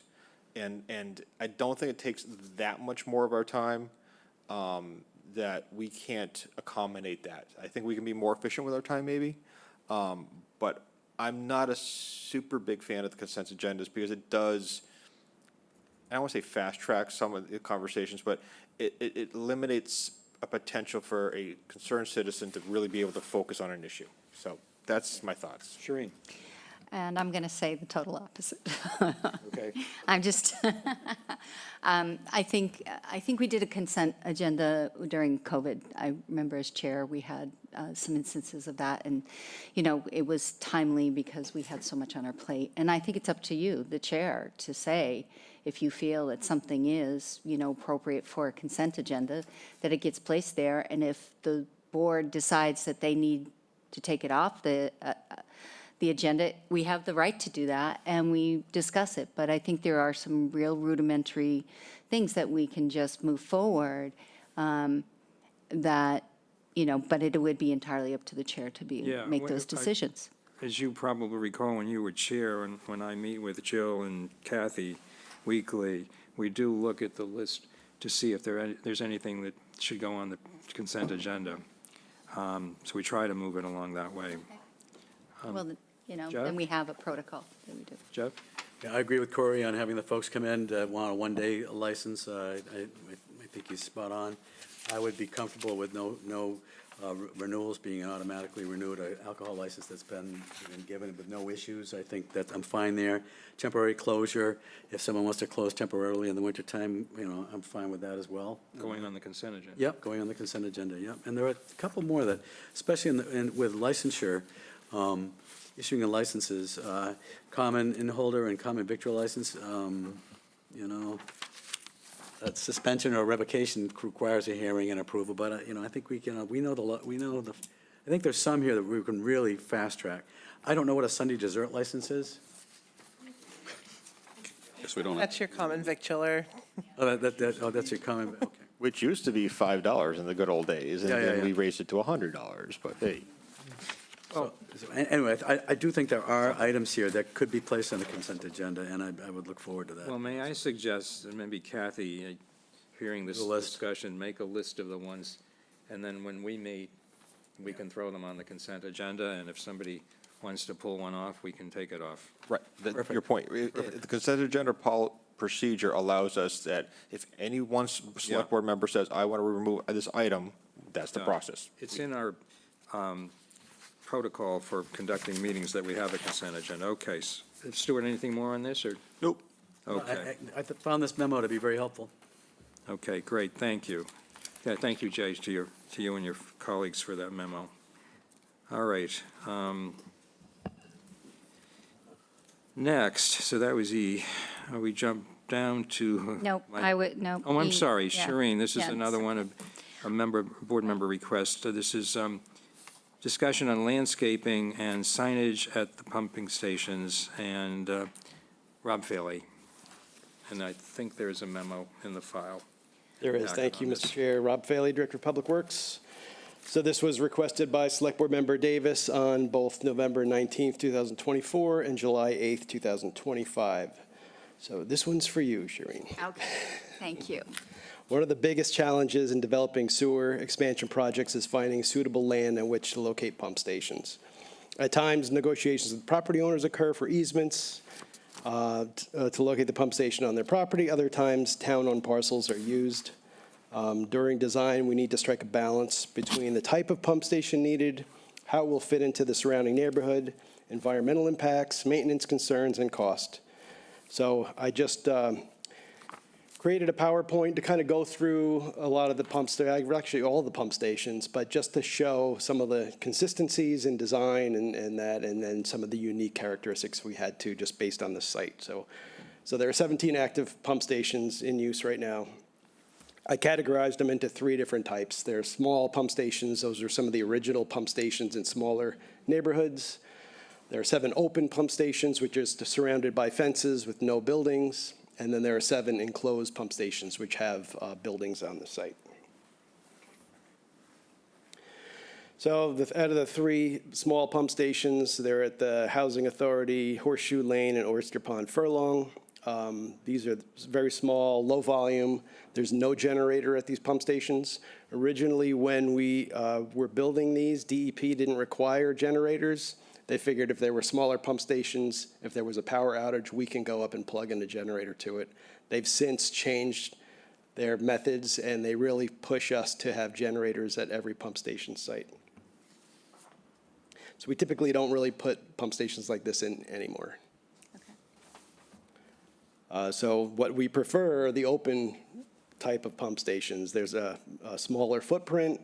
They're easier to fit in with neighborhoods, lower cost, and there are 7 of those in Chatham. Typically, there's a solid fence in front, chain link fence on the 3 other sides, but that's not always the case. So here is the Meadowview pump station on the left, solid fence in front, chain link fence around the sides. Everything is pretty much hidden from view. We have landscaping on either side to kind of help screen it. But we have all of our pumps, our generator, our control panels, everything behind that fence. But it is a gate, so and you can see an access drive so we can get in there with vehicles. Balfour Pump Station on the right, very similar design. There is a little bit of a solid fence that wraps around the side just to help screen it. Again, landscaping, just to try to prevent it from sticking out in the neighborhood too much. Skyway Pump Station on the left, again, solid fence in front, chain link around the sides, landscaping. Same with Perch Pond Pump Station on the right, very similar design. This is what we strive for. This is a very easy and consistent design for us to follow. So, of course, with every kind of design, there are always exceptions. On the left is George Ryder Road Pump Station. That's at the Animal Control Facility. It's way in the back, We have fence around the animal control facility. Doesn't really need to be screened. I think it's pretty well hidden from view for the most part. I think a lot of people probably wouldn't even realize there's a pump station there. Queen Anne Pump Station on the right, that's a new pump station. So it was Queen Anne Pump Station at the Village Market, was one of the original pump stations, and we recently reconstructed this. Again, there's no fence on the front because it would block sight distance. And we really didn't feel like it fit in with the character of the neighborhood to have a big solid fence there. So we did a lot of robust landscaping to try to have it blend in. That one brown bush has been replaced since that picture was taken. But I think once the vegetation grows, it's going to be behind a pretty lush screen of vegetation. And another exception is Twinefield Pump Station. Both of these pictures are Twinefield. We had to basically wedge this pump station in between Morton Road, Twinefield Road, and the bike path. So we did, on the right-hand side, you see we did some landscaping there. As that grows up, it'll help screen the pump station from the bike path. But you could say we're really packed in there pretty tight. There's not really much room for any additional landscaping or anything else to try to screen the site from the neighborhood. And then the third category is the enclosed pump stations. So they're typically larger. There's a larger footprint involved. We can blend it in with some neighborhoods. And some of the pump stations are 2 stories to keep it out of the floodplain. And we have a number of those in Chatham. So like the Lime Hill Pump Station on the left, the neighbors in that area that were being connected to that pump station requested a building. So we were able to accommodate that because we had a larger parcel of land there. The Huckleberry Pump Station on the right is out by the Water Pollution Control Facility. So we had abundant land there as well. Both of those are pretty large pump stations. The Mill Pond Pump Station on the left, that's an original pump station that we recently reconstructed. Because it was in the floodplain, we had to have the generator and all the pumping control equipment up above that floodplain stage. And because it was in a residential neighborhood and close to the pier, we tried to do a little granite veneer on it to try to dress it up a little bit to make it look a little nicer in the neighborhood it was going to be in. Barn Hill Pump Station, again, the neighborhood, they requested a building. We originally proposed an open pump station, but they felt a building would fit in better, almost look more like a boathouse kind of structure. But there is a solid fence around the other sides where the generator is, next to the building. Stage Harbor Pump Station on the left. So this is another one of the original pump stations. All the pumps and everything are in the brick building. When a generator was added, that was put in behind the fence enclosure. That's in the town parking lot behind the Orpheum Theater. Yeah, landscaping's a little sparse. I mean, if we were to improve the landscaping, we may detract from some of the parking that's available. Meeting House North Pump Station. This is a pretty large pump station. It pumps flow from not only Chatham, but all of Harwich's flow goes through that pump station. That was an easement with a private property owner. We put a fence, a solid fence, around the backside to try to screen the pump station from the property owner.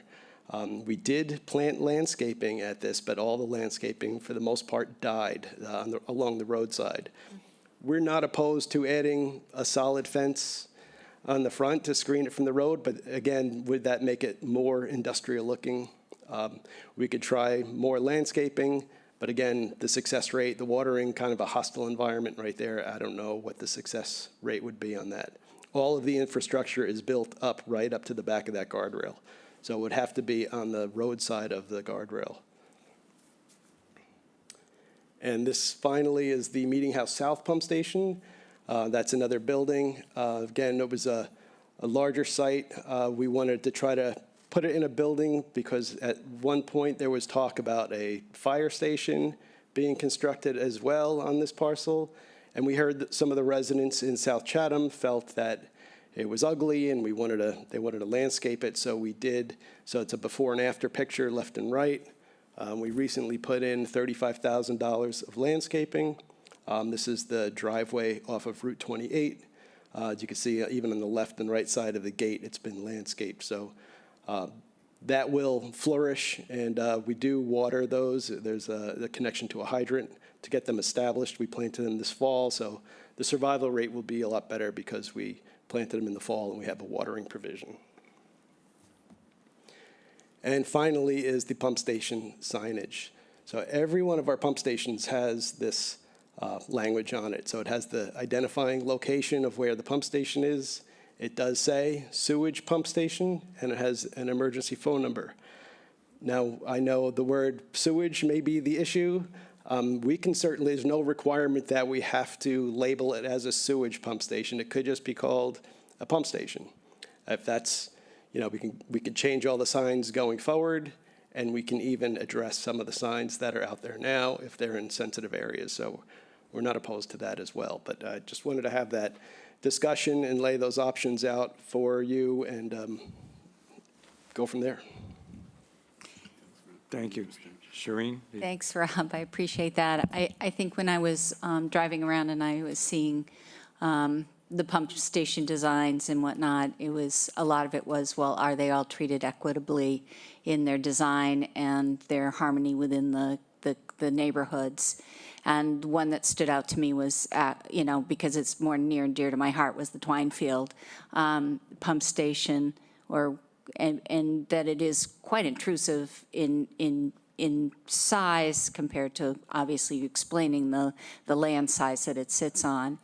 I was just wondering if there was any, I mean, the colors and all that you see with some of the, you know, the ones that have like the Twinefield one, it seems like the color is, for me, I don't want to be a taste police, but, you know, they seem to be a little more, like, if they were gray or something, maybe they would be less intrusive.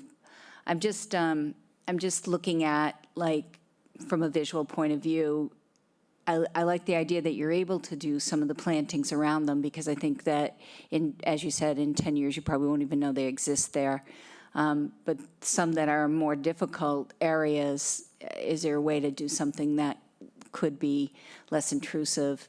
Signage being more subtle is definitely something I think that should be done, because these are neighborhoods. And this is industrializing. It's an industrial project. It's an infrastructure.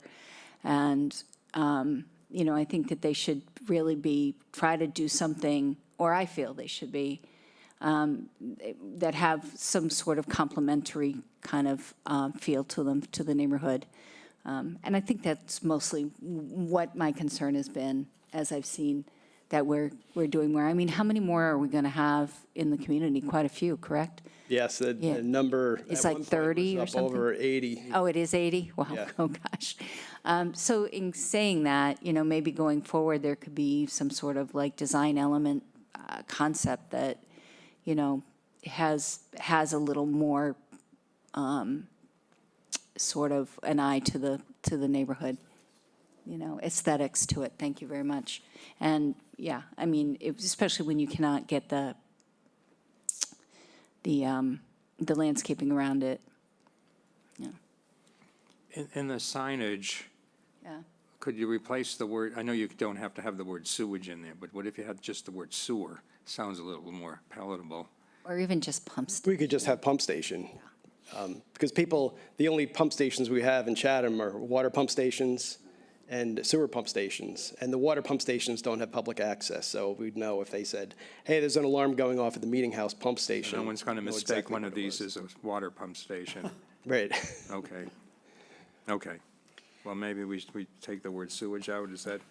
Yeah. Yeah, I'll send my thoughts over to Jill, and just so that she gets a better sense of, I don't want to go into everything, it's too late in the night, but I appreciate you sticking around for us tonight. No. Thank you. We have to replace, if we drop the word sewage, we have to replace a whole bunch of signs, 19? Yeah, but I don't think They're not that it's not like, expensive. big expense or anything like Well, that. probably we should go in that direction. All right, thank you. Any other comments from the board? Yeah, I was just going to say, this is very interesting. Thank you very much to focus on these. That there's a world of difference between the Mill Pond Station and kind of Meeting House North Station. I mean, there's kind of a world. So I aesthetically prefer the house rather than the open, if you will, if you can pull that off. and appreciate the amount of work, and getting the square feet to do these, I think, is an art in and of itself. You know, where they go, you know, blah, blah, blah. Yeah, we do meet with the community, because if they say, you know, the neighborhood says, hey, we'd really prefer collectively a building, we try to make that happen. Yeah, So yeah, as long as good, we have the room good. for it. Okay. Thank you. Thank you, Rob. Okay, thank you. All right. Thank you, Rob. The next substantive item is to consider/approve the Select Board goals and objectives. We did have a handout this evening as well on this. Pull this up here. So, Mr. Chair, we have a slide presentation, so we have the slides handed out, as well as a status sheet on the goals and objectives and what's been achieved to date. Yeah, before you begin, let me just see if I can find that. Do you need the staff report? I have it here, I just, it's out of place. Okay, then I'm just looking for the slides.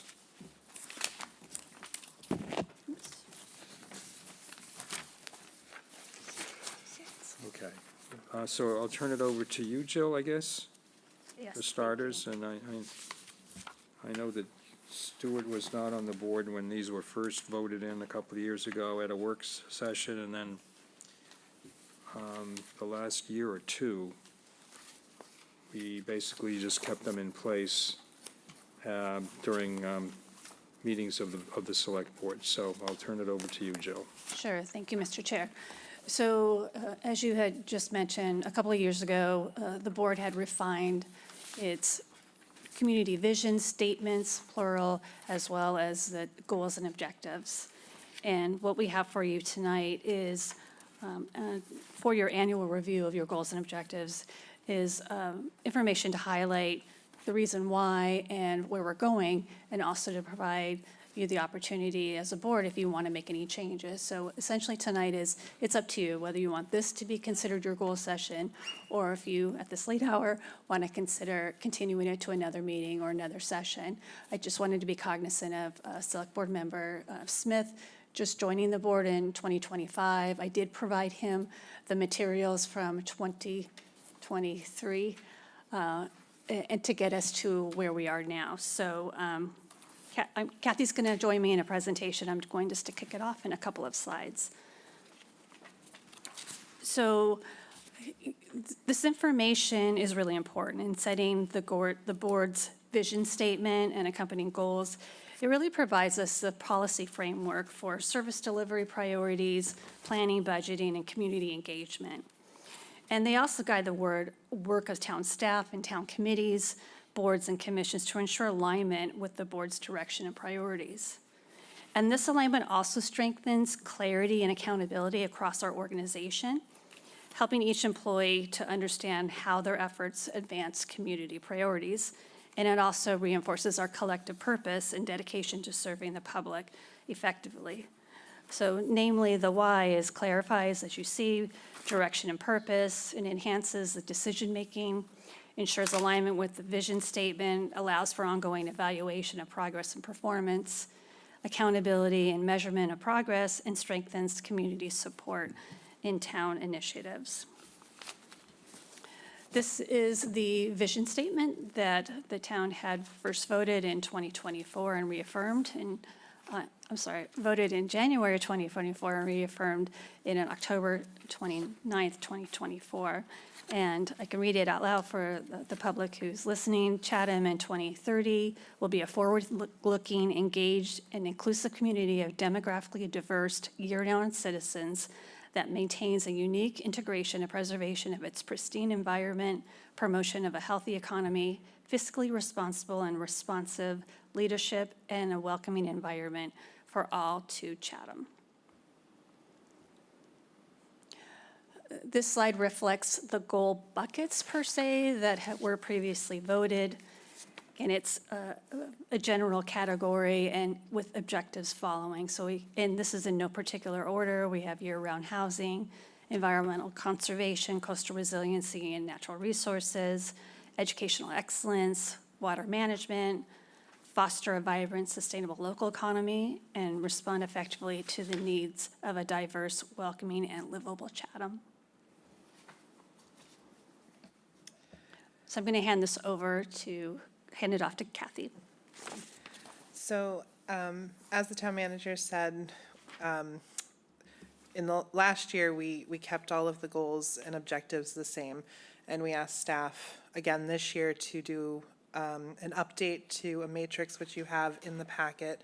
It's the spreadsheets that has 1 page per goal, and then each of the objectives that the board chose as objectives for that goal. So what we're going to go through in the next couple slides are some highlights, because as you can see, there's a lot on that matrix, and rather than sit here and go through every single item, we kind of picked out some of the highlights to review.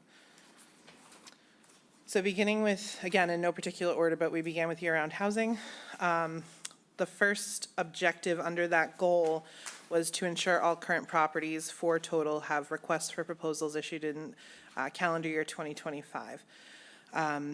So as we all know, Main Street and Meeting House Road are currently being reviewed. Decisions are pending and will be made soon.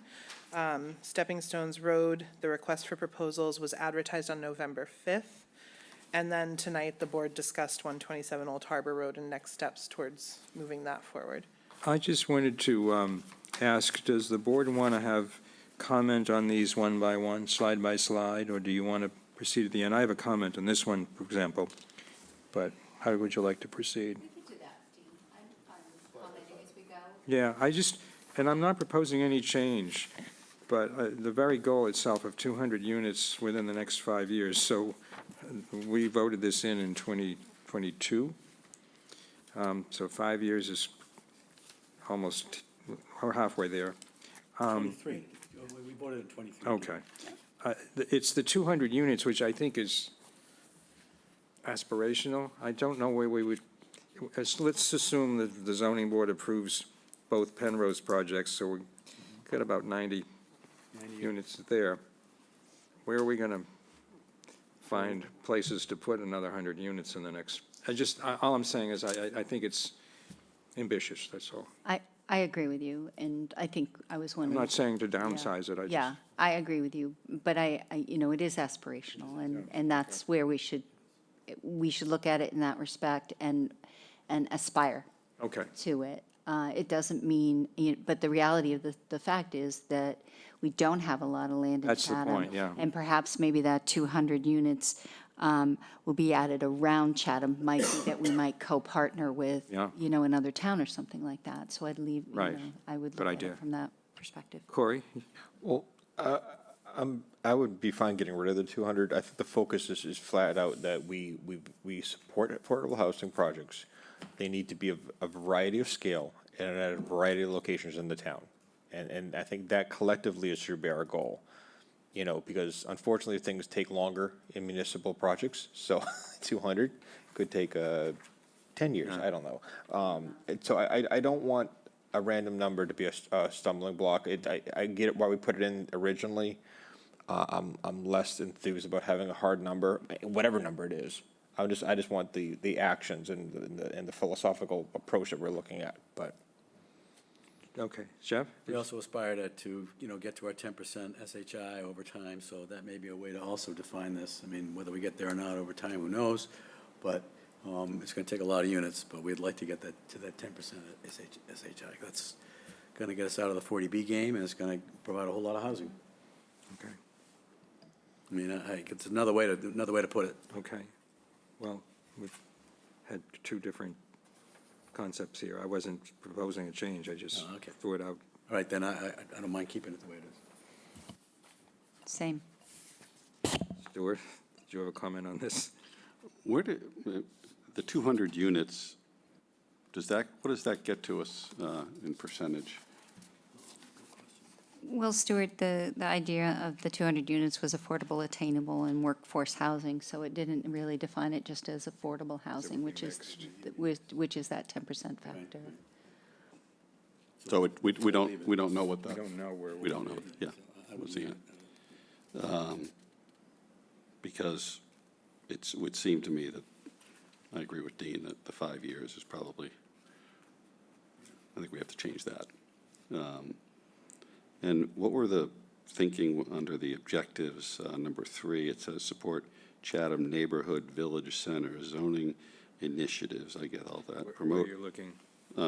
objectives, goals, select, Oh, I'm looking at the slide, which is more limited, so you're looking at, yeah, I can hardly see the slide. I think that was when the planning board was considering its West Chatham, overlay district. Right. if you will. yes, that's what that was. So, did that pass town meeting? No, No, it did not. did not. So, I have, the next slide is actually, I mean, I went objective by objective. Oh, where I okay. could, I so can we wait. will, we'll get to that in a second. Okay. Well, I mean, my sense is, as far as the 200, I'd be inclined to leave it. I understand what Corey's saying, Me too. but I think it's kind of, to me, it's kind of inoffensive. So I'd be inclined to leave it. I think, I don't know if that's, seems to be I don't want to say it's a consensus, but it seems to be, I do recall the very discussion at our offsite, and it was defined as aspirational, and I think that still stays. okay. Well, I'm inclined to move on unless, Stuart, you had any more comment on that? I'll wait for the Okay, next slide. all right, apparently. go ahead, Kathy. All right, I was just looking at the first slide. You got Oh, more what on the happened to second. that? Yeah, I don't know what happened to that, but the objective is to support Chatham neighborhood, village center zoning initiatives promoting year-round housing, increased density, and inclusionary mandates. And so, under this objective, work over the last year, as you are aware, at 2025 annual town meeting, Articles 39 and 40 for the West Chatham Neighborhood Village Center were brought forward. They did not pass. Article 39 did not pass, and therefore Article 40, which was the zoning map change, was not considered. The planning board is also currently reviewing the seasonal communities draft regulations, which may have an impact on what they are working on to go back to the West Chatham Neighborhood Village proposal. And then they will be bringing that proposal back to town meeting in either 2026 or 2027. So that is the work done under that objective over the last year.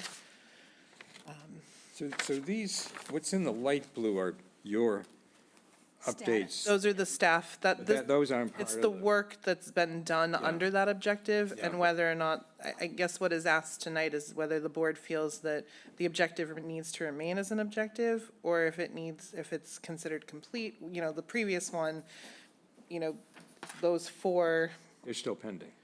yes. So that may stay as an Yeah. objective again, or you may say, you know what, we're close enough to done, let's. So, but what's part of the goals and objectives are basically the goal up at the top and the dark blue. Yes. Yes. Okay. And then below that is the work that's been done over the last year as Okay. identified by So under staff. this one, we know that the planning board, especially in light of the seasonal communities draft regulations, which we saw recently and commented on, is kind of reworking their whole proposal on this, so we don't know what that's going to look like. And the question, I guess, for us is, are we okay with the objective as it is recited here, up at the top? That's what was in there before. I don't know what they're going to come up with. at the Well, we planning board. supported their objective before. We supported their objective before, and I feel as though, we were as a board in favor of the village center concept and the planning board's overlay district for West Chatham. So I'm still like to give it a go. They had some great ideas, and we don't know how seasonal communities are going to kind of inject into it, and then what changes might be. So I would feel it's still important to kind of support that objective. And what they did when they came before us, before they finalized it for town meeting, and they made some adjustments based on our input. They did. And they will do that again. But anyway, I just throw it out there. Do we want any changes here? I found what I Okay. found. Any comments from anybody on? We're on the objective, it's the second objective under year-round housing, which is to support the Chatham Neighborhood Village Center zoning initiatives. The question is whether we Want to keep that, amend it, whatever? So I think it's still in progress. Yeah. If the board's willing to continue to direct the planning board to continue its review. I'm okay with it. Me too. Shall we go on to the next slide? I'm gonna try to reshare this. I don't know why the text is doing what it's doing. Hold on one moment. Looked like it was Turkish. All right, so the next one is still under year-round housing, but the objective relates to supporting the advancement of current infrastructure projects. Including the comprehensive wastewater management plan and strategic planning to ensure an adequate long-term supply of potable water. Well, I think we keep Why this is- one. Why is this under housing? Talking about water, but I I know, guess it it's is. interesting, it is, it is an under. Sewer and water are here. I believe at the time, if I remember correctly, for the workshop, in addition to housing, or to support year-round housing, the thought was that we needed to make sure, or you needed to make sure that the infrastructure was also built up Okay. to match with. And that's become, that was raised as an issue, we know, in the Penrose proceedings, and argument back and forth on that. Keep it. Okay, Okay. Below, as you see, it's the status to date. all right, I see the, Okay. Educational excellence. okay. Do we go on to education? Yes. Okay, so under educational excellence, there were two objectives, one of which had substantial work done, which was to provide adequate budgetary support to ensure educational resources, facilities, programs, and activities meet the needs of this town's student population. Again, annual town meeting funded the operational budgets for both Monomoy Regional Schools and Cape Cod Technical High School. The town meeting also supported the additional funding requested for the Monomoy Regional Middle School siding and window replacement project. Additionally, the Dr. Florence Selden preschool program support is in its fourth year and currently has 9 4-year-olds and 8 3-year-olds enrolled for the 2025-2026 school year. And then lastly, 1% of the short-term rental tax was placed in the Chatham Elementary School fund in the amount of $995,000 in FY 2025. Jill, have we ever tapped into, I know it's a new, relatively new fund, have we ever tapped into that? No, not yet. Okay. But it pulls in about $1 million a year. I mean, it seems to me the goal and the objective are unchanged, should be unchanged. Okay. Foster, the next one, Kathy, foster a vibrant and sustainable local economy. I apologize. I don't know what's going on with this program tonight. I'm gonna, I guess, hold off on sharing, and I'll post the slides in So- the minutes. So there are two objectives here, I'll read them. There were, Okay. there's actually 5 objectives underneath this goal, but I broke them up. Okay. Kind of to cluster them to Okay. relevant ones. So the first slide you have is providing the two objectives presented are to provide the environment for business assistance, mentoring, and promotion for new businesses in Chatham. And then it's anticipated that the Economic Development Advisory Committee will begin to look at this in the coming months upon review of the Select Board goals and objectives. So they're gonna take whatever you adopt and use Okay. that as their template. The second objective, task the Economic Development Committee with the authority to develop and implement executive strategies to advance this goal in collaboration with the Chamber. So as you recall, the EDC was revived and began meeting in September, and it's anticipated that the Chamber of Commerce Director will be at their November 19th meeting Okay. to discuss with them. Okay. Those look okay. Okay. The next two under fostering a vibrant and sustainable local economy are to support the exploration of expansion from markets for local businesses beyond the Cape, the Commonwealth, and the U.S. in collaboration with the Chamber. Monthly meetings are currently held with the town manager and the communications manager and the Chamber of Commerce Executive Director. You may have further discussion on this item as we go through this, because I know there's been other items on the future agenda report that may have. Is this something that requires any tweaking or I look to those of you who are in business. I'm good with the way they stand right now. Okay. Corey? No issue. Okay. The next objective, Kathy? On that same slide, promote a stronger focus of the chamber's budget on the year-round townwide economy and support its application to advertising and promoting Chatham outside of the summer season. And again, discussions are ongoing with the Chamber of Commerce Executive Director on ways that the town can collaborate on that objective. Mm-hmm. Okay. Okay. The final objective under vibrant and sustainable local economy is to reopen and pursue the idea of partnering with an academic or government institution with a station research facility in Chatham. The Chatham Academic Research Collaborative Initiative is being revived and will begin discussions on partnerships and programs that may be able to be offered in Chatham. And that, I believe they're having their first And meeting I think at soon. that, and this sort of coincides with something Jeff had requested go on the agenda. He was calling it Woods Hole East, I think you called it. And there's something that I initiated when I was chair last time, and I know we had some involvement. Shereen got very much involved in it as well. And my plan is to, I'm going to have kind of a town manager level conversation about it, and we're going to bring it back to the board to decide how to proceed with this, whether we want to create a committee or task force or something to look into it. I'd like to get that moving forward. That's my plan. So I'd like to see it stay. Got it, yeah, good. The next goal is environmental conservation, coastal resiliency, and natural resources. There are currently 5 objectives underneath this goal.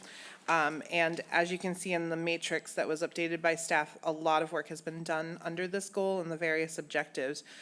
For the presentation and what I was going to talk about, I picked out some highlights you can read, and it is included in the packet for the public to also read the extensive notes provided by the various departments and divisions underneath these various objectives. But work has been completed across all 5 objectives, including renewal of comprehensive townwide dredging and disposal permits.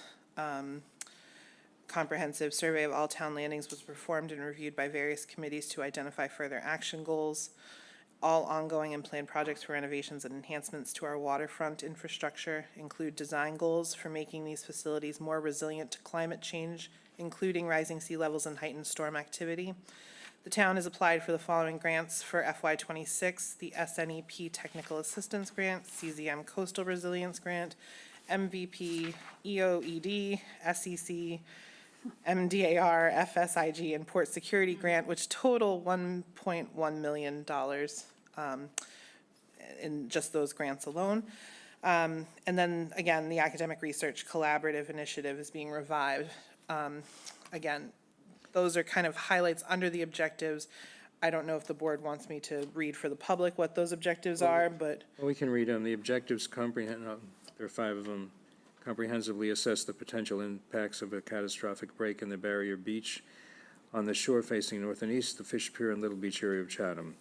Review all towns' waterway access points with the help of various waterways committees. Prioritize unobstructed access to all town waterways and landings. Provide budgeting for the impact study and future planning. Identify funding and grants that may be available for all coastal resiliency needs. Revisit the idea of partnering with an academic or government institution with a station/research facility in Chatham. Any thoughts about any of those? They look fine to me. Jeff? It's a lot of stuff. Yes. Important. Yes. Stays. Okay. Yeah. All right. Water management? Okay, the next goal is water management. And again, under this one, there are 4 objectives. The first one is to promote the drilling of private wells for homes that wish to continue using or to install irrigation systems. And the DPW has continued to promote this, this objective. And as you heard in Rob's report tonight, also with the irrigation meters, it's. That really has historically come as well from the Water and Sewer Committee. And I know the Water and Sewer Committee is going to be considering an idea to require that owners of private wells comply with restrictions. That presumably that would come before the board. Some of us have private wells, and if and when it comes before, we'll have to deal with that issue. But so that's something that's pending. But as far as having it in the water management goals, objectives, is fine with me. The second objective would be to develop educational programs and outreach initiatives to raise awareness among residents about water conservation, the importance of protecting water resources, and individual actions that contribute to a sustainable water future. And as again we heard tonight, 2025 has been a major drought year on Cape Cod, with Cape Cod still at a level 2 drought. So the DPW, as you've been updated throughout this drought, has been providing notices and outreach campaigns with signage, social media postings, public meetings, and materials available at the DPW for residents who need more information on water conservation efforts. Then the final goal that had work completed was implement water management practices objective rather, implement water management practices derived from the review of the comprehensive water management plan that prioritize environmental sustainability, ensuring the protection of natural ecosystems, wildlife habitats, water quality, and adequacy of potable water throughout the town. Underneath this one, again, more detailed information in the matrix, but stormwater runoff and discharge is being assessed at town landings, and projects are being developed to halt road stormwater runoff into wetland resource areas. Collaboration between the DPW and Natural Resources Department has allowed for the incorporation of stormwater treatment systems such as vegetated swales, subsurface infiltration galleries, et cetera, into roadway and landing improvement projects, which reduces runoff and pollutants entering the coastal waters, supporting habitat protection and compliance with MS4 stormwater permit requirements. And then lastly, the town integrates ecological restoration into water management projects, which really does overall improve the quality of water. So again, these objectives, yes. I have a comment on the third bullet that you just mentioned. The herring, herring runs between Stillwater and Riders Cove we need to pay attention to those. We have a herring warden, so maybe we. I think it's a mess. It's a mess. That's too bad, because that's a pretty major herring. It was like the only one we have. Yeah. So we need to pay attention to the herring run there. It's directly related to this bullet. This is reestablishing tidal flow and fish passage and our natural hydrology, water quality, and wildlife habitats. But anyway, you have to pay attention to it. That would be under the direction of the warden, right? Well, it'll be under the direction of. We have a herring warden that we appointed. They appointed and someone maybe we within need the a last report out from I that think particular there's person. not to interrupt, but I think we have state money that's supposed to redo that entire culvert system underneath Route 28. Whom does he, They're working on that. That's, whom does he report to? Does he work with Greg? it would be Greg for Natural Resources, yeah. Well, maybe we can Anyway, so we'll. get that message. The other item I wanted to mention, just briefly, is the dredging plan, and Greg Berman wrote a beautiful email and had a whole summarizing and stuff, like Greg did, but I would love to see that come before the board as well, so everybody's informed about what we're doing with our dredging plan, where it stands. And in particular, I'm concerned about Bucks Creek, but I'm concerned about the south side, and concerned about, coastal resilience on the east side. So there's an awful lot there, you guys, a lot going on, and Dynamic coast? dynamic coast, and I just Okay. like to see how we're doing. When that That's, happens, it might be helpful to bring forward the study. I think we appropriated $50,000 to study the feasibility of a town-owned dredge. Owning its own yeah, dredge. yeah. And I don't know whether that ever came before the board. We had discussions. It did. A few years back. It wasn't so much, if I recollect, and correct me, Dean and Shereen, and Corey, but it wasn't so much the cost of the dredge and its financing, it was maintaining it and staffing it. Yep. Well, no, I know the issues with it. Yeah, No, I know. It's really, the article was to engage with a consultant, spend $50,000 to Yeah. study the details of it, Yeah. so we better understood it. I don't know, did that ever take place? And I don't know. If it did, It did, We we should- could, we could bring it back to we should look at review again. it when we review the dredging. Yeah. Okay, Go ahead, continue, Thanks. please. There was one additional goal, but it's probably still in process under water management, which was to task the Water and Sewer Advisory Committee to prioritize a review of the comprehensive water management plan. And I believe they're still maybe working on that. It's a big one. It's still on their list. It is still on their lists, and it is still on this objectives list as well for this. Kind of an ongoing thing And all their work is related to that. related to it. Half of it. The other half is water. Yeah. Okay, so then moving on to the next goal, which is to respond effectively to the needs of I'm sorry, it's getting late, of a diverse, welcoming, and livable Chatham. Again, there were 3 objectives, but there was a lot of work done over the last year, as you can see in the matrix. So I tried to, again, pick out some highlights from that. Ongoing ADA evaluation for all town facilities, including the Eldridge Public Library, which will begin construction in winter of 2025-2026. The annual town meeting passed Article 17, which was the expansion and renovation for the CFAL at 193 Stony Hill Road, and town manager has convened the CFAL building working group to work in conjunction with the project team, as you are aware, and recommendation is tentatively scheduled for December 2nd. The fire department has enhanced community risk reduction efforts through continued collaboration with the police department, CFAL, and health division. And then the Health Division, Community Services, and the Board of Health have joined with Barnstable County Health and Lower Cape Towns to address health issues locally and regionally. And again, just to point out, there was a lot under the objectives for this goal. And I highly recommend anyone in the public to go in and read, because there's a lot more detail in this than what the highlights have. 3 objectives were to review the accessibility and adequacy of the town's physical facilities for all. We're doing that. We've sort of done it, and now we're implementing. Does that need some tweaking? Because we did the study, the ADA study.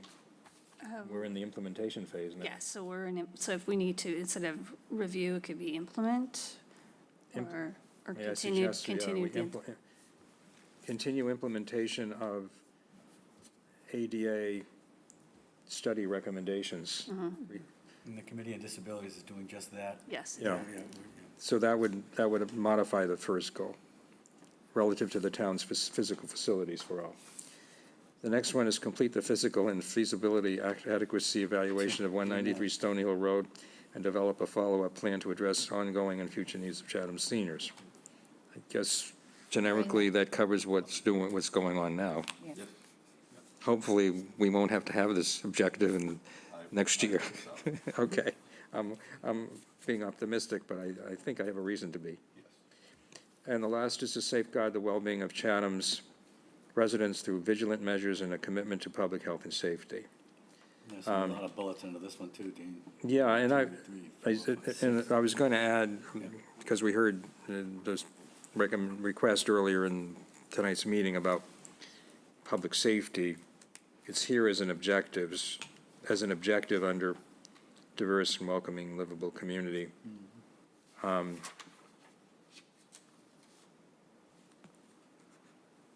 Do we want a separate thing, or do we want to leave it as is, or may I suggest one way of? I remember when the phrase public health came in.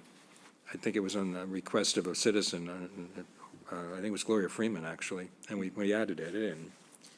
We could put something in the actual goal saying to the needs of a diverse, welcoming, safe, healthy, and livable community, livable Chatham. Fine. I mean, a Does that- livable Chatham is a safe Chatham. I know, mean, I it's know. kind of, it's, you know, you just. It's just, I mean, we have it as an objective. Safety is an objective under this goal. I think it's covered. Okay. Personally, I think that, it's not going away. And if you look, there are 2, 3, 4, 5, 6, 7 different items that have been, we've done Okay. in that respect. All right. Any other comment on I that? just do wonder how the centralized dispatch is doing. I haven't heard that. I haven't heard any complaints. Get some update on that. Yeah, we'll do an update. It's going very well. Oh, good, good. This was posted, right? It is posted. Yep. So these materials are online. Okay. I think the comments from the public were Not, Not related to no, I can't find it. The public safety issues, you know, in this particular case were, you know, not particularly highlighted. There were, you know, there, now I'm trying to find it. Here it is. Respond effectively to the needs of a diverse, welcoming, and livable Chatham. And then it's under there as a category, as an objective, and it's, you know, you're right, it's got quite a few. I think the idea is we were going to add safety to the. To the title? Yeah, Yeah. to the title, so that it was. Public safety, Yeah, yeah. I mean, that would probably highlight it more. it highlights it, yeah. Well, are we, Every one of these items, though, on the bullets absolutely addresses it, every one of them. Yeah. so where are we going with this? Are we leaving it It was, as we were is? just going to add public safety in the title. at the I said top. healthy and safety, but Health and safety, it's wordy, but I think, in the title. Yeah. After the word welcoming, Yeah. safe and healthy. Livable Chatham. Safe, healthy, and livable Chatham. There you go. Is that okay? Good to go. I guess. All right, we'll make those changes. Can I just make a quick, just word? yes, please wordsmith this. How about respond effectively to the health and safety needs of a diverse, welcoming, and livable Chatham, or does that? I don't think so. It directs it because more I- about It's okay, safety all than right. anything. Because I think, yeah, I think you're making, this is broader than health and safety, meant It to is be broader. broader, yeah. So respond effectively to the needs of a diverse, welcoming, safe, healthy, and livable Chatham? Yes. Okay. All right, Bless you. okay. Are we completed with it? Almost, What- actually, yes, Yeah, that's that it. is it. That's not, we don't have to have a special session. Well, we have Select Board Member Stewart, I'm not sure Oh, if you I'm wanted to sorry, add Stuart, anything. yes, you haven't had a chance to. Well, other than making the print this size as opposed. Your mic. You gotta Oh, put you your hit mic on. Your mic. I was being facetious, well, partially I really like the print on pages 2 and 3. That's an Excel printing thing. I tried my best, but It's that's very, just it's how it like, worked. I don't have to squint. Yeah, and that's the The- status versus the goals that are posted on the Right, website. yeah, well. So I guess, are we going to complete these forms that you folks did? I got an example from We Jill. weren't planning to. Yeah. We did those Ever? when we put, Or is there? well, I think if we ever had another session where we wanted to kind of take a more in-depth, Well, I'm just view of- suggesting that this grading yeah, may change. it could, yeah, it could. So, I mean, I You know- wasn't planning, I wasn't thinking that we would, you're that I gonna, would do them again, but, This is from 23? yeah. This is the Yeah, and, background for the but, yeah, and Stuart obviously hadn't had the opportunity to input into this. would it, You know what I would suggest, are you thinking you want to take the time to do that yourself? I would think so, yeah. So what we could do is we sort of reach consensus about what it looks like right now. Yeah? And if you want to take a look at that and then give that information to Kathy, and then we could get it back to us at a future meeting in the near future, and then we would take a vote on the final product, if there are any changes that we think. But I mean, I don't really feel like I want to do that again, but No? myself. Oh, yeah, that's, Anybody else, I think, is welcome to do that, I suppose. okay, well But then. you haven't had the opportunity to input in, so I think it's only fair that we hear what you want to might want to bring forward. Okay, so maybe you could put this form in my mailbox and I'll fill it out and, Okay. So how's that? Everybody comfortable with that approach? Yes. All right. Thank you, Kathy. Thank you, Joe. Final item is, there's a committee appointment for the Open Space Committee, and we had a resignation for George Cooper. We need to send him a letter, Kathy. He's done a lot of work. He was on the Water and Sewer Committee, too, for a long time. And George Tennyson is currently, Gary Tennyson is currently an alternate member, and the suggestion is that he be moved up to the full member position. This is an unexpired term, so then he would be eligible for a 3-year appointment. So is there a motion on this? Mr. Chair, I move to appoint Gary Tennyson as a full member of the Open Space Committee until June 30th, 2028, unless sooner revoked or successor is appointed. And I second that. Okay, I'll call the roll. Ms. Davis? Aye. Mr. Dykens? Aye. Mr. Metters? Aye. Mr. Smith? Aye. And the chair votes aye. Very good, 5-0. Final motion of the Motion. night. Go ahead. Motion to adjourn. Second as well. Moved and seconded to adjourn. Ms. Davis? Aye. Mr. Dykens? Aye. Mr. Metters? Aye. Mr. Smith? Aye. Chair votes aye. We are adjourned at 9:17 PM. Good Thank night. you.